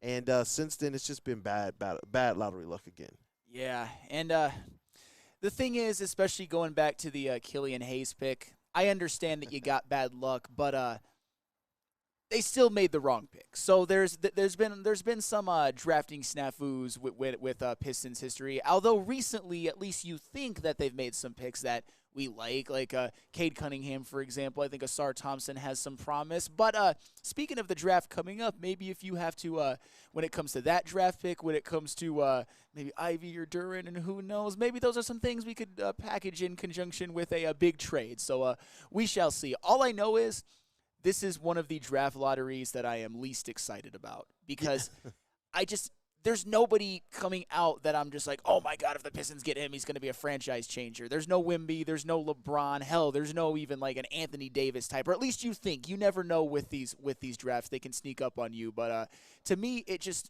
something that I would like to trade, which, for the record, a #1 overall pick is quite a better trade piece than, say, a 5. Yeah, and you know what? That's what makes me a little bit concerned as well. We talk about Steve Yzerman being able to do some things where he didn't, some good things, some really borderline great things with Lucas Raymond, Mo Sider, when he didn't have the best of lottery luck. Yeah. The Pistons, they have not shown to really be that proficient at that. No matter who's been in the front office, no matter where they're picking, it feels like the best kind of value pick we've ever had, realistically, has been Tayshaun Prince. at 22. Yeah, 100%. Tajon, maybe Carlos Delfino, Mehmet Okur. These are guys that they got lower in the draft. Shout out to Joe Dumars. He did some good work early on in his first tenure. But when I'm looking at what the Pistons have to them, basically available to them right now, this is a draft where if the draft ain't that strong, who's trading for this number 1 pick? And you've backed yourself into a corner because you can't trade next year's number 1 pick either. Yeah. You know what's funny, though, is that we can talk about how drafts are maybe not as strong at the top as you think. However, and I'm not saying that a guy like Alex Sarr or whoever is going to turn into this, but the 2020 draft, I remember, was kind of seen as maybe a little bit weak at the top. Like Anthony Edwards wasn't considered this home run number 1 overall pick, but look how he's turned out. You just never know. And obviously, you know, they've got those couple guys from Kentucky coming out, Reed Shepard, Rob Dillingham, who to me, I'm looking at and kind of being like, Cody Williams, I know, Dalton Connect. I like Dalton. I know we both like Dalton Connect, but you can't take him with a number 1 overall pick, obviously. Not at all. This is a draft where I'm hoping the Pistons, I don't want them to trade back with that number 1. I want them to be able to get as much value as it relates to actual NBA players that they can get if they trade that number 1 pick, and do what they've done the last couple of drafts, and that's trade back into the first round. Don't use that first capital to trade back. You're going to diminish what you can get. They don't need to necessarily get younger. They need to get more experienced NBA players who can go out there, and you could trust them on the court. When you look at the style of play that Cade Cunningham is, he's a savvy player, and he needs high IQ basketball players around him as well. If you're asking Cade Cunningham to go out there and pull a bunch of people who are still admittedly learning the game. You got Jade Knife, you got Marcus Sasser, you got Asar Thompson. I got to talk to all of these guys at the practices and at games this year, and all of them have stated, you know what, we're still trying to figure out the NBA game. Cade Cunningham is the only one of those young players who looks like on both sides of the court he has it figured out. Is there a lot of room for improvement? Yes. But that's why I'm hoping these Pistons go and they do what they have to do to, one, get the right front office mix in here. Because if they don't do that, they're going to mess up again anyway. I wanted to bring people's attention to, you know, at least the most pressing matter right now is the Detroit Pistons front office. Shout out to Pistons Talk as well. I saw this graphic come up. And some of the names that are being mentioned as it relates to the next president of basketball ops: Tim Connolly, John Horst, Dennis Lindsey, J.J. Redick, former Piston and former New York Knicks GM Scott Perry. Scott Perry, that's a name that if you remember the 04 Pistons, a lot of people might remember him. I wouldn't be mad at it. But here's a surprise one. I'm actually writing an article on it. Dwayne Casey, his name has started to pop up. He's already in the Detroit Pistons front office. He has done some good things in this league. He's been a part of the team building. He wasn't just a coach on the floor, but he was somebody that at his previous stops, especially with the Raptors, they consulted him with what they should do. And this is a team that, though they didn't win the big one with him, they got pretty close, and there were some formidable teams. Yeah, I mean, the funny thing is the name that obviously stands out, and it may be realistic, it may not. They mentioned Tim Connolly, and I'm like, put a blank check to Tim Connolly and have him come here. He's a man who built the Nuggets. He just left, and now he's the president of basketball operations for the Minnesota Timberwolves. And I understand that a guy like Anthony Edwards was drafted before he got there, but Tim Connolly drafted Jokic. Tim Connolly drafted, or at least played a part in drafting Jamal Murray and helping build that team. And Tim Connolly also authored the Rudy Gobert trade, which seemed like a bad trade at the time, but is now looking a little bit better as the time goes on. So to me, that's the name that I look at, and I'm like, you know, all those others, fine. Dwayne Casey, I'm kind of like meh about, but then again, why would you leave the Timberwolves for the Pistons right now? I just don't know. I don't know. But these names, they're popping up, and it might be because of, honestly, the type of organization that Tom Gores has run. You're going to get paid. The oversight, I don't know what it is, because he doesn't necessarily claim to have the basketball knowledge. That's why he brought in people like Ed Stefanski and Arn Tellem. So whoever's entering into this situation, they know. They probably look at Troy Weaver. Yeah. That guy got a freaking contract extension. If I'm a player, a president of basketball operations, I'm looking at the Detroit Pistons. If they're going to pay me and they're going to kind of step out the way to people who could fire me, I might take that job too and see if I could do my best. But that's the only thing I can think of as it relates to why somebody would choose the president of basketball operations position at this juncture with the Detroit Pistons. Another kind of quick note that I wanted to make mention of is, just some housekeeping with the Pistons. Buying your first Feldman Chevrolet is... Kay Cunningham and Brandon Ingram. Listen, shout out to Legion Hoops. Report Brandon Ingram and Coach Willie Green. Shout out to the Detroit legend, University of Detroit Mercy. They had a locker room exchange during Game 2 of their series. Ingram wanted help from his coach to get him the ball more, per Shams Charania. And what's very, very interesting about this, I'm telling you guys, you can go back, listen to some of the earlier Woodward Pistons podcast shows. You can go back and listen to even when we began the Wake Up Woodward show. Brandon Ingram was a hot name that I've been hearing around the Pistons Performance Center as a potential trade target, as one of those disgruntled stars. And I heard that there are going to be more of these disgruntled stars the closer we get to the trade. Not the trade, but the draft. Brandon Ingram. It's a high possibility that the Pistons could do something to be able to bring in a Brandon Ingram. Who? Do you know who he shares an agent with? That would be who? One Cade Cunningham. I figured. I just wanted to. I didn't want to guess wrong. You're better at that kind of stuff than I do. But however, this whole Brandon Ingram thing, man, he's kind of that perfect star to get moved because this year he kind of experienced what his whole career in New Orleans is like. You're going to be limited because when Zion Williamson is supposed to be your number one and he's supposed to lead you to, the maybe not, I don't know about championships, but deep playoff runs, he got hurt again. Brandon Ingram is never winning anything in New Orleans. It's certainly not guaranteed he would win anything in Detroit as well, but just imagine how you much don't more, say. Yeah, you don't say. But then again, New Orleans is one of those teams you kind of mentioned. They were like a 5 or 6 seed. They ended up being in the play-in, but then when it mattered most, what always happens? Zion Williamson isn't available. He wasn't available for the entire playoff series. And just how much more excited would we be about watching this Pistons team if they actually got Brandon Ingram in a trade? How many more wins would they have? He seems to fit perfectly with Cade as well. Cade is somebody who wants to me, he's a guy who wants to empower others before himself. He just had to take over games at times because he didn't really have anybody to pass the ball to that was going to be competent. Yeah, I think we got the legend Rod Beard actually on the phone line. Rod, are you with us? Gentlemen, happy Wednesday. Hey, happy Wednesday, Mr. Rod Beard. Thank you for taking the time to join us this day. We were just kind of doing some Pistons housekeeping. But you guys already know how this is. Rod, I need your thoughts just on anything Pistons right now. I saw your latest tankathon. Yesterday's was cool. It was okay. Today's, that was concerning, man. And it's making me think more and more that the Detroit Pistons are headed to a number 5 pick again. I mean, maybe. Is it a bad thing to be at number 5 even? Like, who do you want? Give me a guy that you want. And tell me where he's going to get picked. I mean, so it doesn't matter. In that case, it doesn't matter. And the conspiracy theorists can say, hey, we don't want to waste the commissioner giving the Pistons the number 1 pick in a bad draft. Well, okay, you get the number 5 pick this year. We're so used to getting the number 5 pick here anyway. It doesn't really make a difference this year.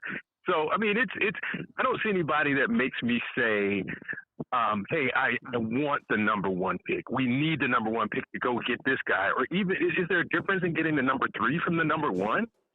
I mean, the Alex Sarr fans would say sure, but I mean, whatever. I'm still in the camp of trading the pick. And while we're going to get on the Brandon Ingram train, bring me CJ with him. Let's get both. Do whatever it takes to get both of those cats. Yo, look, you got Flannel ecstatic. What's good, Flannel? Well, as I kind of alluded to, the Pelicans are never going to win anything because Zion is never available when you need him most. And even with him and this version of CJ and Brandon Ingram, I don't think they were going to win the title. So disgruntled stars on teams that might be capped out, that might be the Pistons' wheelhouse, especially if you can package the pick in a couple of our young pieces. So how realistic is something like that, Rod? Are we just talking, or is that actually something you could see happening? Just the Brandon Ingram by itself, it's possible. Anything's possible. And you've got to see where the Pelicans end up and if they want to break it up. I think I would have been a little bit more – they needed a flame out for this to be a reality. And I don't think they had a burnout flame out. I think it's just they're mad. They thought they were going to do a little bit better. They thought this might be their year, and they're a little bit further ahead. than maybe they thought. But it's disappointing when you don't have Zion there yet again, and you know that's always the issue.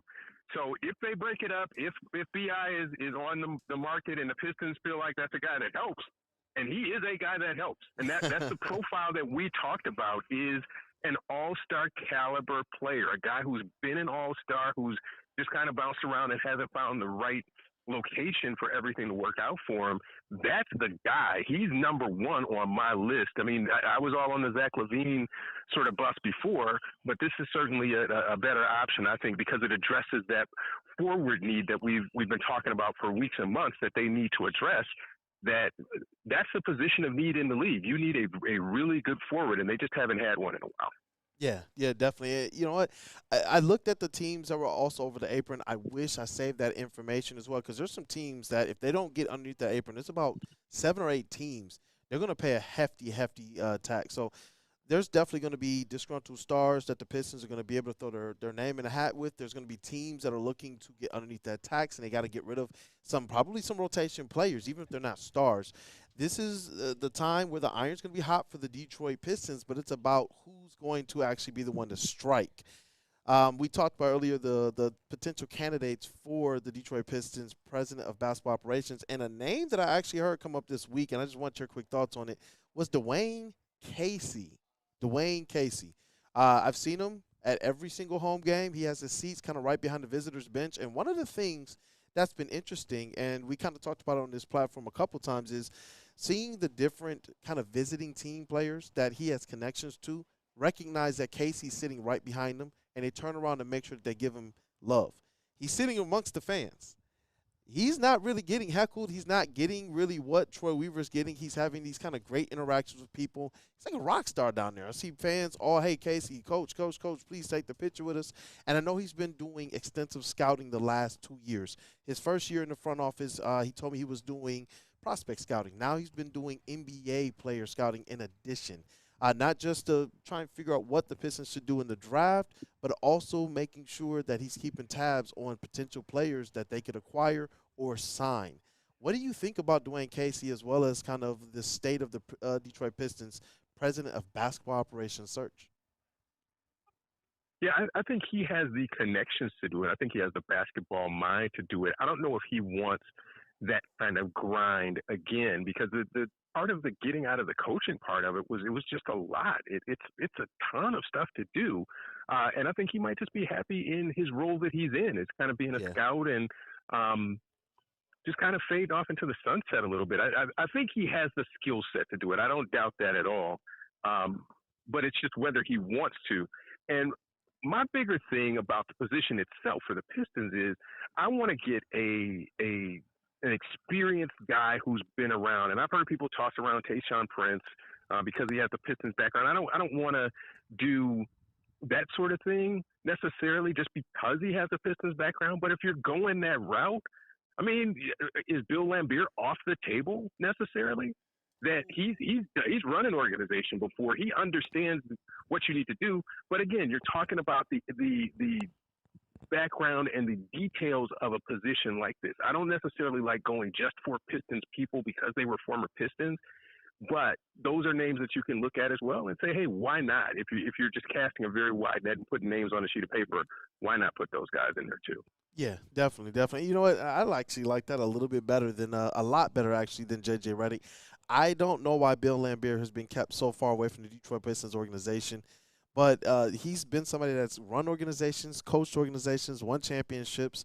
I know it's with the WNBA, but kind of being there front and center and seeing the way that he took this squad from worst to first. That's not something that you can just kind of push to the side. He's been a guy that understands what it means to win here in Detroit. And that's interesting one to me. I've heard people consistently in our chats and Woodward Pistons comments as well talk about why don't they go to Bill Laimbeer, at least look at him for coach or front office personnel. That's an interesting one to me, man. I can't lie about that one. What's good, Flannel? Oh, man, just if you're Rod, and I know we kind of talked about it already, but you're one of those who wants to just let Troy Weaver cook and not have all these like too many cooks in the kitchen sort of thing. Is that possible though if they hire a president of basketball operations, or would that person kind of have all the power?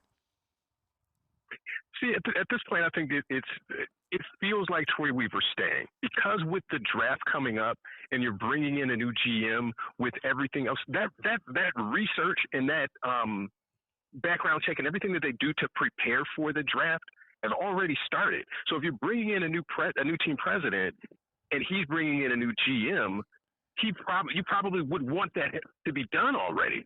If the combine is next week and you want to have people going to the combine, wouldn't you want the people who are going to do the draft to be at the combine? So it feels like because that hasn't been done, and if you knew you had somebody who was going to bring their own person and that was something that Tom Gores wanted, then they would have fired Troy Weaver already. So the fact that he's still on the job suggests to me that he's going to stay on at least for this year and give him one more year, see how things go and let the new president come in and get his feet on the ground. And then if he decides after the next season that he doesn't want Troy Weaver, then that's his prerogative at that point. But it just feels like if they were going to make a change, they would have already done it. Yep. Yeah, and that's kind of how I've been feeling as well. Just listening to some of the rhetoric as coming from the Pistons. Knowing that Troy Weaver actually got a contract extension, a year or two ago as well? Yeah. You know, all the signs do point towards that. I believe that his draft record has been good. The one that's been questionable, honestly, is what he's done to augment them. This was something that, Rod, and I know our perspective is different because we've been covering these windows for the last three and a half years. We've been stating this is the offseason that the Pistons are going to have kind of this perfect storm in terms of draft capital, in terms of cap space, in terms of no long-term contracts. We talked about the Bojan Bogdanovic and Marvin Bagley deals, how their 2-year deals were to align with this summer of them being able to go out there and do something. So knowing kind of like and having this the ability to even speak to Troy Weaver, we've kind of seen this thing coming from a perspective that I don't know if a lot of other observers have been kind of keen on. But knowing that this is something that Troy Weaver has been working towards, despite what anybody may think has been going on in the front office, it does speak to me that the Pistons might allow him, and no matter who the president of basketball operations is, to continue on in that capacity, especially if that new PBO is somebody that can help bring in the right types of talent to be able to augment this young team. I was telling people, too, with Arn Tellem, super agent, that's not something that I'm necessarily upset at if he has some role or some say-so as it relates to what to do. But if it doesn't go well, that's when you have to kind of move in a different direction and find a battery. If you're not going to give the power to one GM to be the president of basketball operations, find somebody that GM can work with, or find a PBO that you know is connected to a GM that he can work with so that they can be on the same page and get this thing going. Because one of the hardest things to do is to build a winning basketball team, build any winning sports team. It's not something that just happens. We're looking at these other teams across the league that have good players on them. The Pelicans continue to be one of those kind of, hey, they got some high-level players, but they just can't seem to put it together. And I like Willie Green as a coach. I really like Willie Green as a coach, but they can't seem to put this team together. I do believe that a lot of that has to do with what's going on in the front office. You got to identify not just the right type of talent, but the right types of character as well. Every time we look at a Detroit Pistons winning team, and really any Detroit winning team, it's a character makeup that these players are able to buy into. And I just don't see that on this current Pistons team. And I think it's because a lot of them are young, or the vets that they've had have been so old, like much older, closer to retirement, that it's just not going to work out for them. What do they really have to give? And I know that that's something Troy wants to do, is be able to get those types of players, those younger vets, on this team so that they can not just kind of lead by example or teach, but also be on the court to be able to contribute. So May 12th, we got the draft lottery on the way. I'm hoping for at least the aspect of the highest trade value possible, that the Pistons get that #1 draft pick. But as I know a lot of us feel here, they got to definitely trade that pick. I'm hoping that it's not a trade back, but something where they take that #1 draft pick, use that with their cap space to get the best possible return of actual NBA rotation players. And they got to come away, in my opinion, with at least 2 all-star level players this year to complement Cade. I don't think one gets it done, just kind of looking at this year. Looking at this. Let me say this too, Brandon. For the people who always said, well, hey, the Reggie Jackson, Andre Drummond, Blake Griffin, that era is just spinning on the hamster wheel of being 500 and being mediocre. 500 gets you in the playoffs. And what that group of people said was, hey, you got to start and start all over, tear this down, rebuild from – all rebuilds don't work. And the ones that do don't always work quickly either. So the people who were wishing for tear it down, trade everybody, get the number one pick, get a bunch of number one picks, let's tank and do – it doesn't always work. It doesn't work quickly all the time either. That's just how it is, and people have to understand that. It's not like on NBA Live and you just simulate and you put a roster together and it just works. Half an hour later, you're in the playoffs. It doesn't work that way all the time. Yep. Any last words on the Pistons, fellas? Those two All-Stars, maybe they could be Brandon Ingram and C.J. McCollum. Rod, you put it out there. It's not me. It was you. So you're making me maybe a little bit making me get some hope. But you know what? At the same time, the one thing that you said that I do think that the Pelicans kind of flamed out epically, because this was Zion Williamson's healthiest regular season, and then he gets injured in the play-in. And then they got swept. So I feel like they got to do something different. He got injured in the play-in. That's impossible. But it's obviously possible. But it happened. You got 70 games out of Zion Williamson, which is a miracle in some ways. And then he gets injured in the play-in. Goodness, you can't. Actually, for the Pelicans, you can write that up. You can. I think that was. I personally think that that's an epic flameout. They've played 8 playoff. No, that's fair. That's fair. Yeah, they've played 8 playoff games during Zion Williamson's career, and he's played in none of them. Wow. Flannel with the stats. Goodness, that is one. It's going to be interesting to see what they do, because the Pistons cannot stand pat. They can't do business as usual. There's going to be fireworks no matter who's the GM, no matter who's the PBO, no matter who's in the front office. Or at least that's the hope. That's at least what people are talking about, the direction that they're going to be headed in. But, man, Rod, as always, thank you for your time. I'm glad we found a way to get you on the line. Shout out to KG, who's on Sounds, JB, who's on the TD, and Broder as well. They all helped to kind of make this thing go. So thank you guys as well. Thank you. All right. Appreciate it. Thank We'll you, talk to you guys. All right, brother. All right. Hey, that is Rod Beard, Detroit News Sports Editor-in-Chief. He is a legend, man. I'm telling you guys, legend of a person as well as performance, man, in his job. He's dope. What's good, brother? I'm just going to tell you about merch. We're going to take a quick break here, and we'll be back. But I'm going to tell you about that merch shop at Woodward Sports. Head to our website, woodwardsports.com, and hit shop. Up in the right corner, there's a little link that says shop. We got all types of new gear coming out every week. I'm wearing a little polo right here. We got golf gear coming out. We got golf gear already in the store. We got the Brad Holmes home cooked meal shirt, Stoke Not Scared, Meat Missile. We have it all. We're coming out with new stuff every week. Head to woodwardsports.com and hit shop to see all that we have, including that Detroit sign. Looks a lot better on that T-shirt than it does in real life. So check them out. Woodwardsports.com and hit shop. Buying your first Feldman Chevrolet is much more than buying the car that will get you from point A to point B. It's a place for first memories, some big, some small.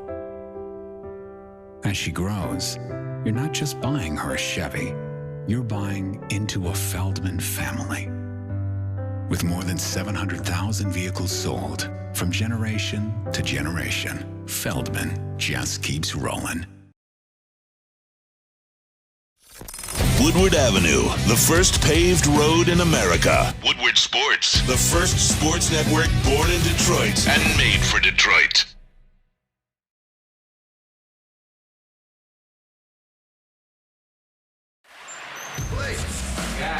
What's good, man? How you doing? What you got for me today? Let's have a look, man. I see the one I want right there. That's the one I'm looking for.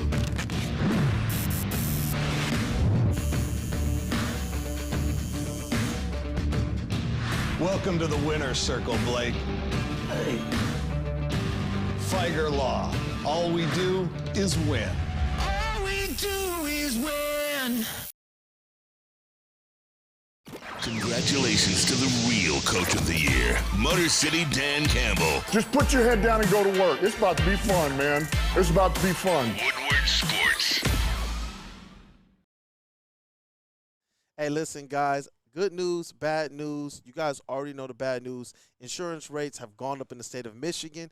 But good news, Swiss Insurance is here to help right now more than ever. It is critical to have your insurance reviewed by them. They'll make sure that your current carrier isn't doing anything shady. Nobody wants extra fees. Nobody wants higher deductibles. Swiss Insurance is here to help. Visit them online or call Mark at Swiss Insurance today. Visit them online, swissins.com. What up, though, people? Welcome back to Wake Up Woodward. We appreciate you guys for choosing to kick off the day with Wake Up Woodward. We are live at Feldman Chevrolet of Novi, Michigan's #1 Chevy dealership. You guys want to get in and make sure that you get your car. Like I told y'all earlier in the show, they did have a blue and a black Corvette. Right now, there's some different ones out here. You guys want to get in, make sure you get your car before it is gone. Needless to say, if you need a car, come out to Feldman. Hey, that's right. You know, I see you guys clowning me about my knees and my, bright white knees and all of that. That's all well and good. Maybe I should have worn, long pants today. But, it's all well and good because I embrace my pale. If I go out in the sun for more than 10 minutes, I look like Robert Pattinson's Edward Cullen and I sparkle. I understand that. But you know what? There's some things you can't change. I don't need to, spray tan myself or do what Ross from Friends did and risk, tanning one side of your body in that. Tutus.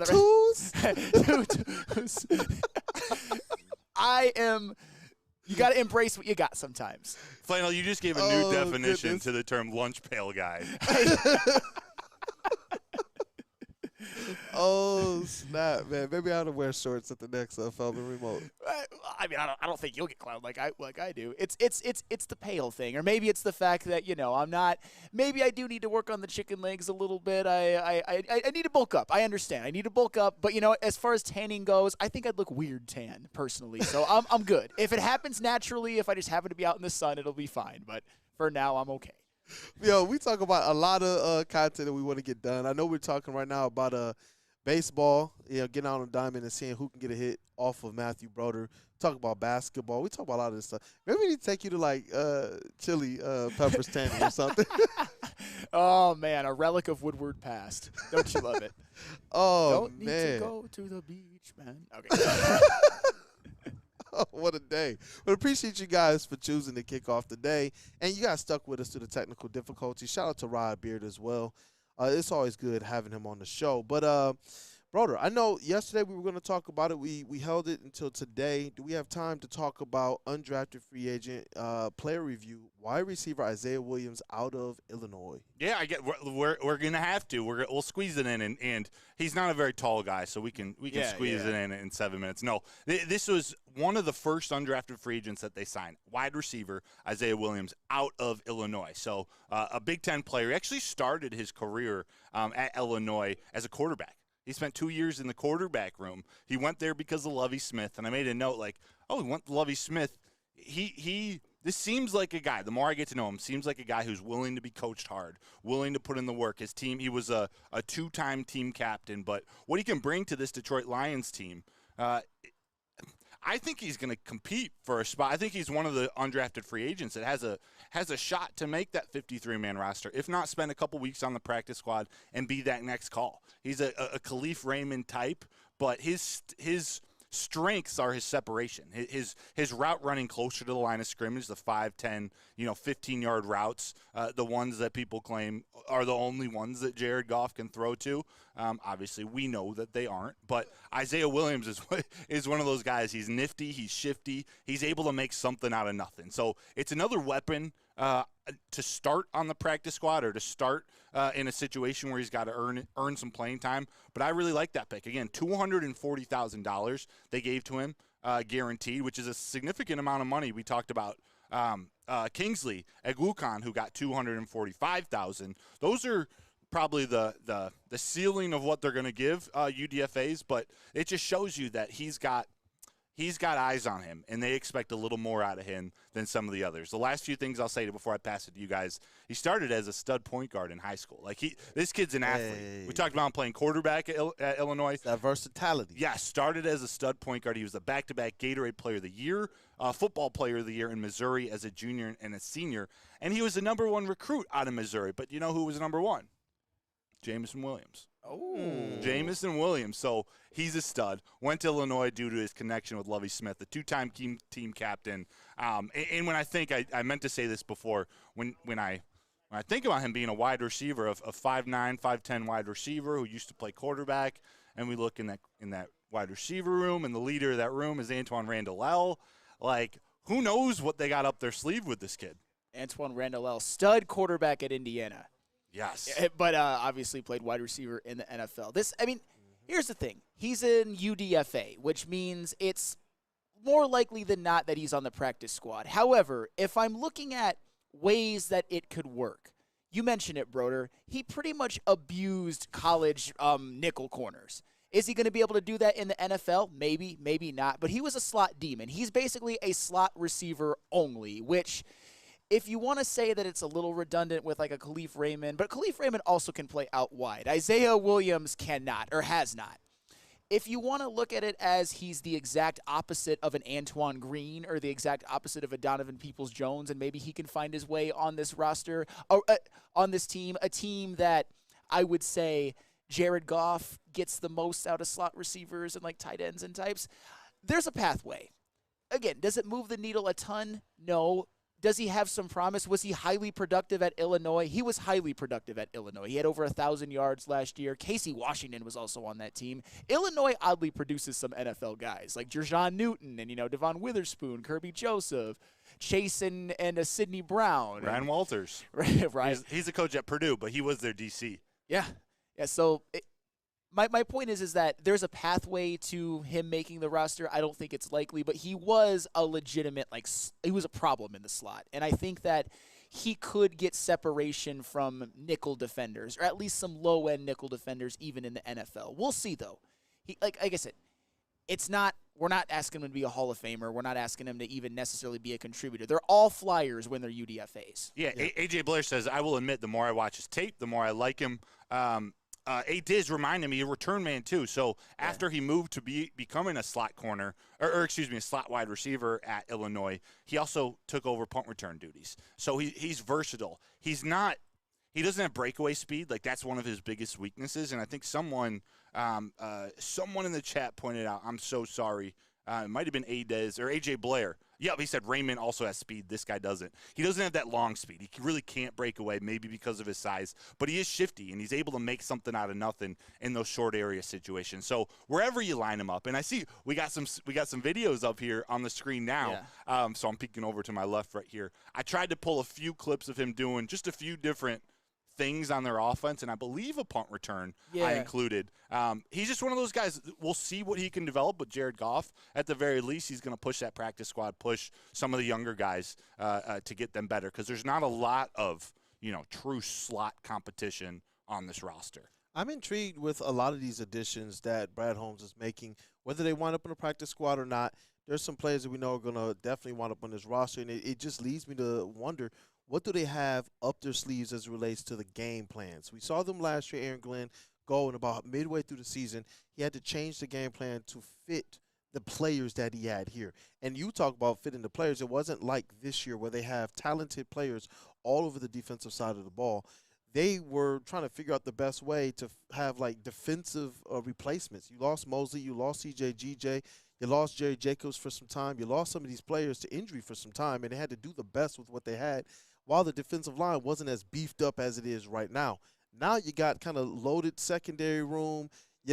What they're doing, at least on the offensive side of the ball, you're going to have a lot more options, in my opinion, than you did the previous year.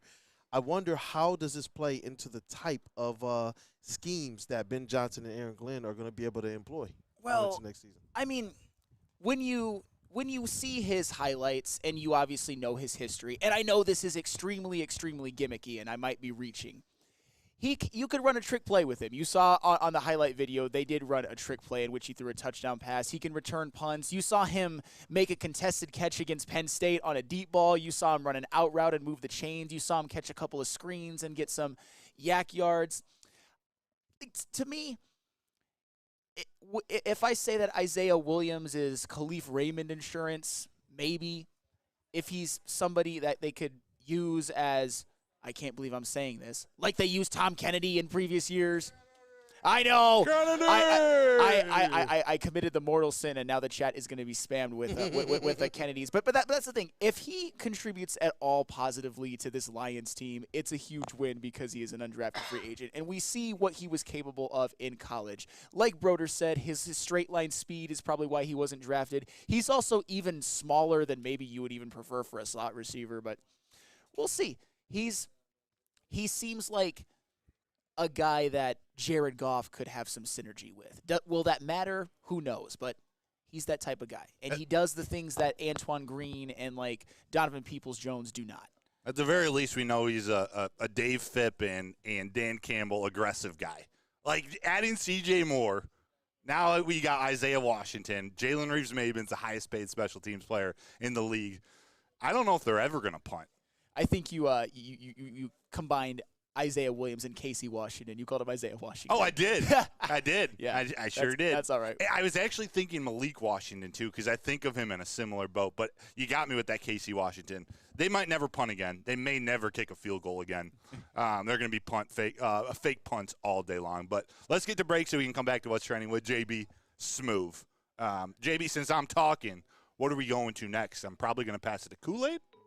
Maybe a guardian. Oh, Lady James, tell him about shaving that hair off, Kool-Aid. You know what? I can tell them about something awesome. Awesome is the chat family kicking off the day with the Wake Up Woodward crew. Going ahead and smash that like button if you haven't. If you have, thank you guys. But I can tell you about something else awesome. Awesome is when a guy can feel like a guy and get an amazing haircut. You can get that at Lady Jane's Haircuts. For men, just stop in, sit back, relax, and let one of Lady Jane's talented hairstylists make you look and feel great. Walk in anytime, 7 days a week. That is Lady Jane's, and it's wicked awesome. Wicked awesome.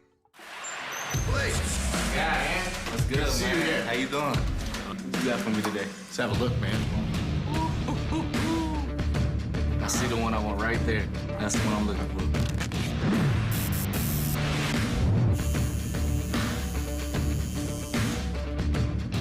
for. Welcome to the winner's circle, Blake. Hey. Figer Law. All we do is win. All we do is win.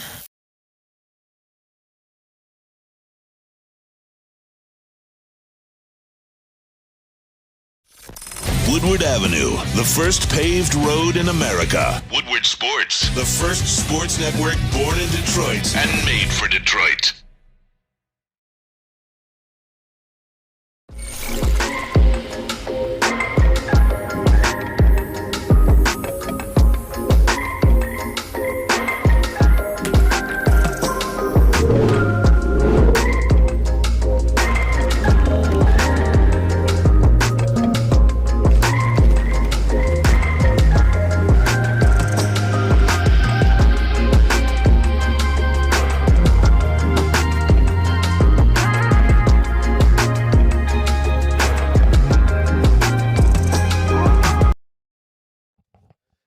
Let me tell you guys about Guardian Alarm. Guardian Alarm offers you everything that you need from customized solutions for your security.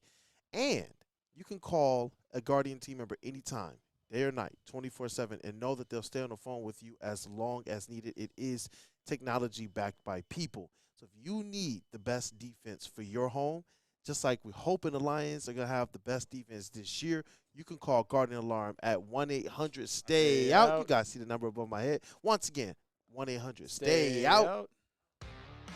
Welcome back to Wake Up Woodward, live at Feldman Chevrolet of Novi. It is Michigan's #1 Chevy dealership. It's where you want to be to get your next car. And, guys, we have mailbag segment presented by Feldman Auto on the way as well. So start to get your mailbag questions into the chat. We're going to be monitoring those as well for the best ones.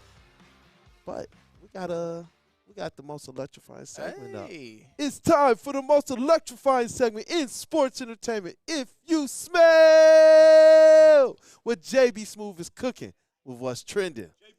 Let's go. Hey, what's up, fellas? Hey. Hey, I'm kind of fat in this, man. What up, though, JB, you look terrible. fantastic. This is terrible. But all right, let's get into these videos. Once again, shout out to Dante151. He's been hitting us up on Twitter this past couple days, throwing out some videos for us. And Flannel, this is your guy once again too. Mr. Edie threw out the first pitch, and let's just say it wasn't down the middle. Wind up. The pitch and to the left. All right. All right. Yeah. And brother, what do you give that on a grade, 1 to 10? You know, I'm kind of impressed with his mechanics and the velocity. It was just nowhere near the strike zone, so I give it a 4. A 4? Yeah. A 4. What do you guys think? Why is Zach Edey my guy? I mean, I guess I guess you like this man from college. I respected them in Purdue that they were able to right the wrongs of the previous year where they got bounced to a 16 seed and made the national championship game. That earned me some respect from Zach Edey. But no, this first pitch was awful. Yeah. It was, and is it? I feel like though it'd be hard to throw a strike when you're 7'4". Although Randy Johnson's one of the best pitchers ever, and he was 6'10". So I don't know. But terrible Randy first pitch. Johnson, man. What a pitcher. Goodness. It's probably the most Arizona terrifying Diamondbacks. at-bat you would ever have as a hitter going up against Randy Johnson. That's goated. Oh, man. Shout out to brother. You said Elmago would have swung. would have swung. He probably would have swung. Bro, hold on, dog. What's Talk up? about Elmago. Seeing how things went in that game after his first hit and score, social media was lit up. After the rest of the game, everyone was like, yo, throw him out to sea, bro. Throw him out to sea. People are already done with Elmago. Why did he have a green light on 3-0? First of all, you should never have a green light on 3-0. That should be an automatic take, in my opinion. But why did he have a 3-0 green light? He probably didn't. Yeah, that's actually he just a good can't point. help it. Yeah, no, that's actually a good point. He probably didn't. Oh, jeez. What's next, JV? Oh, man. So KG is so disgusted. KG is disgusted over here. I don't even know if we can even get the camera on him. But like, he's disgusted by bias, but Elmago over here. But so I wasn't watching this game last night, but I did hear about this crash. Just it's through here. Ooh! Up against the board. I don't even know who that was. Going right through him. Oh, it's good. All I know is those He people in goes. the He front went row. through here. Nature's is going to blow. I don't. He's not hurt. I just like how he popped back up and was like, all right, I got to get back to skating. He goes. He went through. One lady, she jumped back. The other lady looked like she was asleep. He just hopped back up like going right through him. Oh, it's good. Straight to the grass. He goes. He went through here. Nature's is going to blow. How are you leaving your feet on a hit like that? How are you leaving the skates like that? Hockey players are one of the toughest players that I know of, man. Shout out to D-Mac. After baseball players, word to Broder. Oh, yeah, after baseball players. Shout out, brother. No, hockey players are tough. Goodness. Shout out to the Rangers, by the way, getting a big win. And you know the funny thing about playoff hockey are those double overtime games go in eternity. No more shootouts, no more 3-on-3s. Those are fun to watch. And I think, and this is just me being sort of I wouldn't say a casual, but somebody who I want to see the New York Rangers do well. I think that'd be good for the NHL. I do. And they've got a lot of star power, guys like Panarin and Zibanejad and Fox, who's a former Norris Trophy winner. So I want to see them in over the Carolina Hurricanes for sure. Grumman said, never lead with your face. No. Like, that's what I'm trying to figure out when I look at the hit. I'm like, bro, he really went face first, bro, to another guy. You never go Pause. full face. Pause. You never go full face. Pause. And all right, this last video, look, damn it. I'm a degenerate, but I'm not this bad.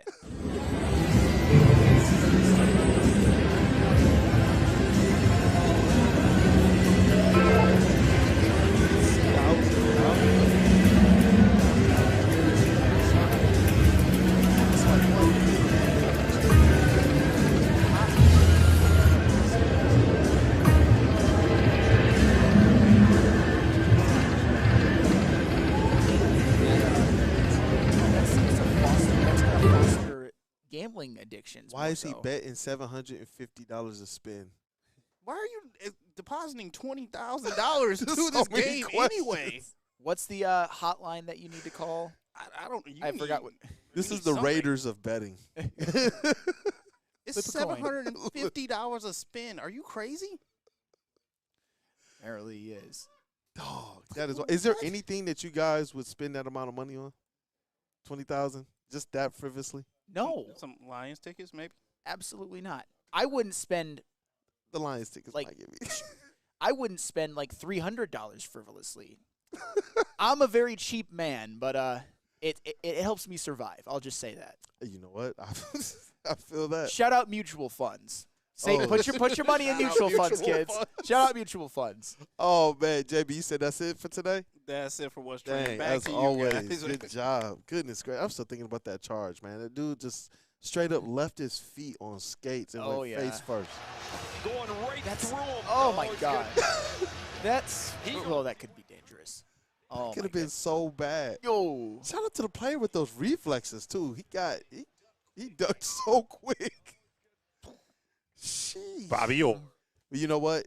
We got to get into this Feldman mailbag. Are we? Yeah, announce it, baby. Let's go, man. It's the mailbag presented by Feldman Automotive. Do we got that live read as well? Hey, I mean, it's supposed to be me, but that's all well and good. Feldman Automotive. They've got locations all over Metro Detroit. We're here live at the Feldman in Novi. They've got all the cars that you could possibly want. If you need a new one, if your car breaks down, if you want the best service, go to Feldman Automotive. They helped out myself. They helped out Matt Broder. They actually gave Neil Rule a rental and took care of his car when he got into a little bit of an accident on the way to Feldman, by the way. Funny how that works out. But you know what? Feldman gets you out of jams. That is the point of this whole thing. You think everything's over. You just wanna like scream at the top of your lungs and go, why? But you know what you actually do? You go to Feldman. They will take care of all of your car and automobile needs, and they sponsor mailbags. So Let's go. without further ado, hey, let's get into it. Did you have any mailbag questions? Oh, I lined up? sure do. I got a funny one. All right, let it that fly first. I Yeah. want to put out there. Freddie Yeah. fell through with the mailbag. Best Mighty Ducks movie. Mighty Ducks, D2 or D3? He said he's partial to the second one. The Red Wings need the Bash Brothers. And you know what? For me, what was it? It was Mighty Ducks 1 where Keenan was in there and he did the knuckle puck. I'm telling you. Look, man, I went to a school in Inkster, man.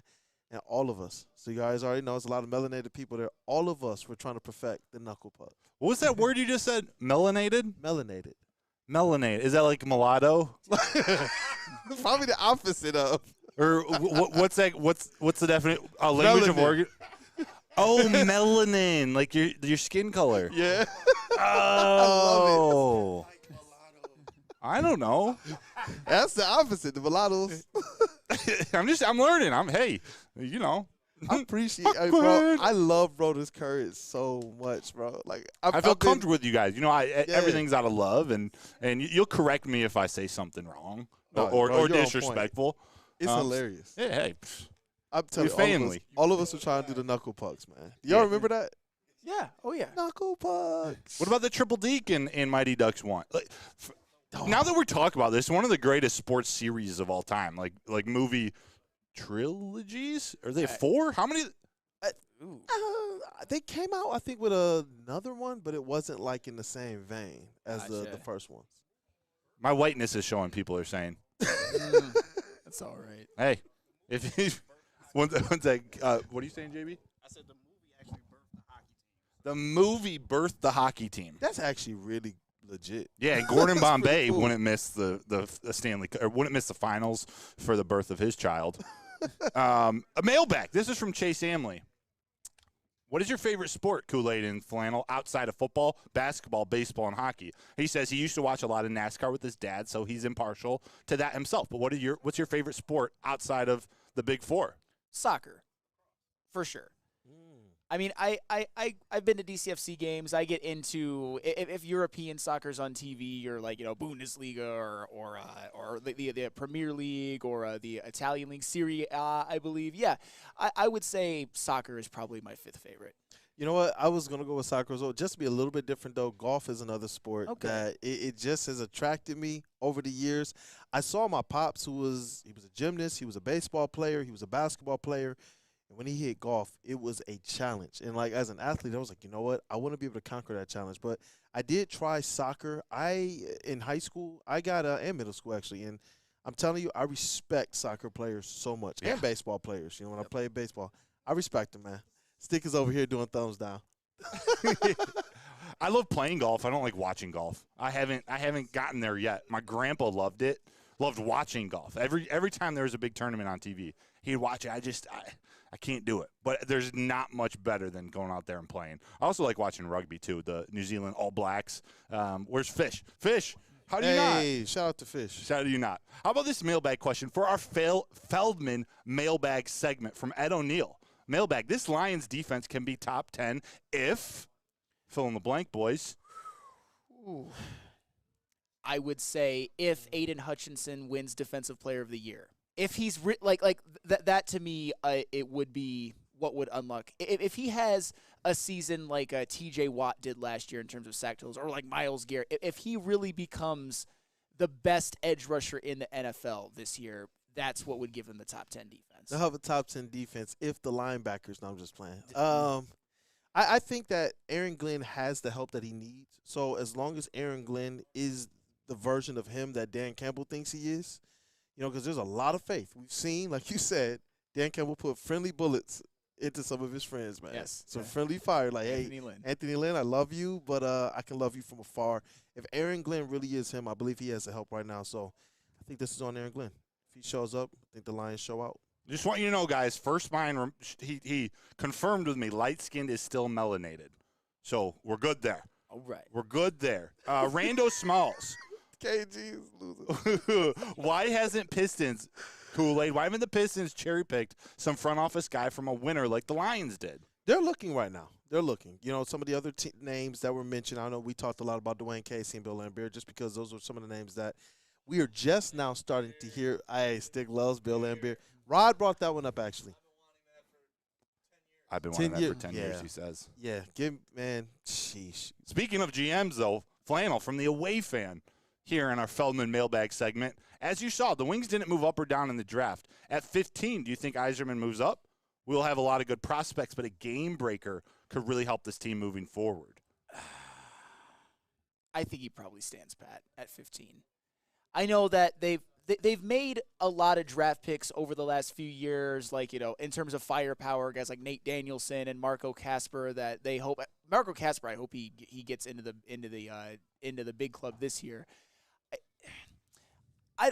That's so tough. What are the Red Wings missing this year? I think that they've obviously got some guys in Grand Rapids that you expect to come up. I would like to see them get Steven Stamkos, even if it means getting rid of Kane. But that's we'll see about that. Hopefully, improvements from other guys like even Lucas Raymond taking a step, and Mo Sider.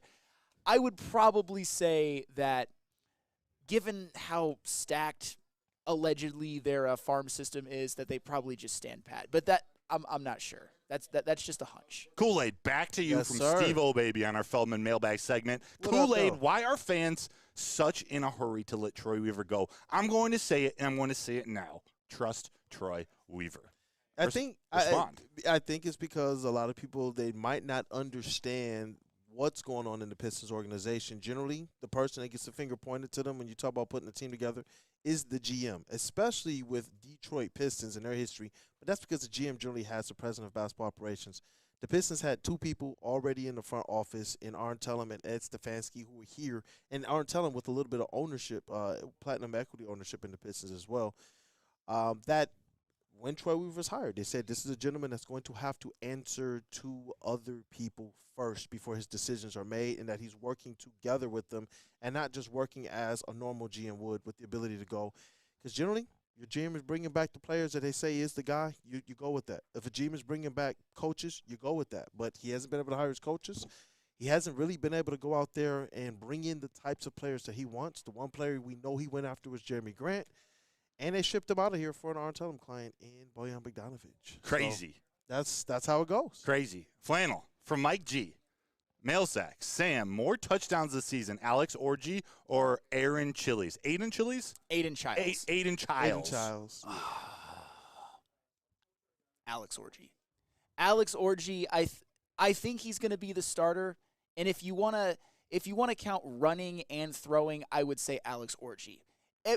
But I will say this, that is an extreme I come at this with some bias because I would never pick a Michigan State quarterback. Even though Aiden Childs does look nice, I certainly fear him more than I did like Noah Kim, for example. I still got to go with my guy Alex Orji. If he can learn how to be a quarterback, he could be dangerous. A lot of orgies. That's a guarantee. There will be at least 10 orgies in the end zone next year. He's too much of a weapon.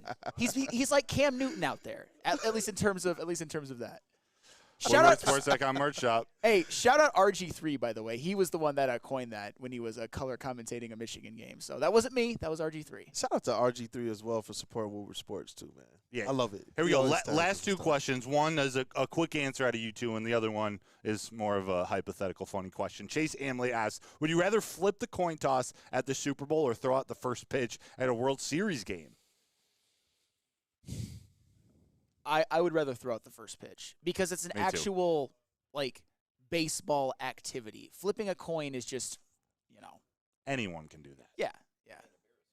Yeah, and you can't embarrass yourself. Yeah, that's a good point. If it's the Lions in the Super Bowl, though, that would be epic. Oh, that would be epic. If it's the Lions in the Super Bowl, I would definitely want to do that coin flip, but get that sideline pass. You know what? It's like as athletes, as people who watch sports, consume sports, as people who talk sports, you kind of want to do the athletic thing, and that's throw the baseball. Hey, and if you're flipping a coin, just don't do what Joe Namath did and flip it early or whatever. Where they Definitely.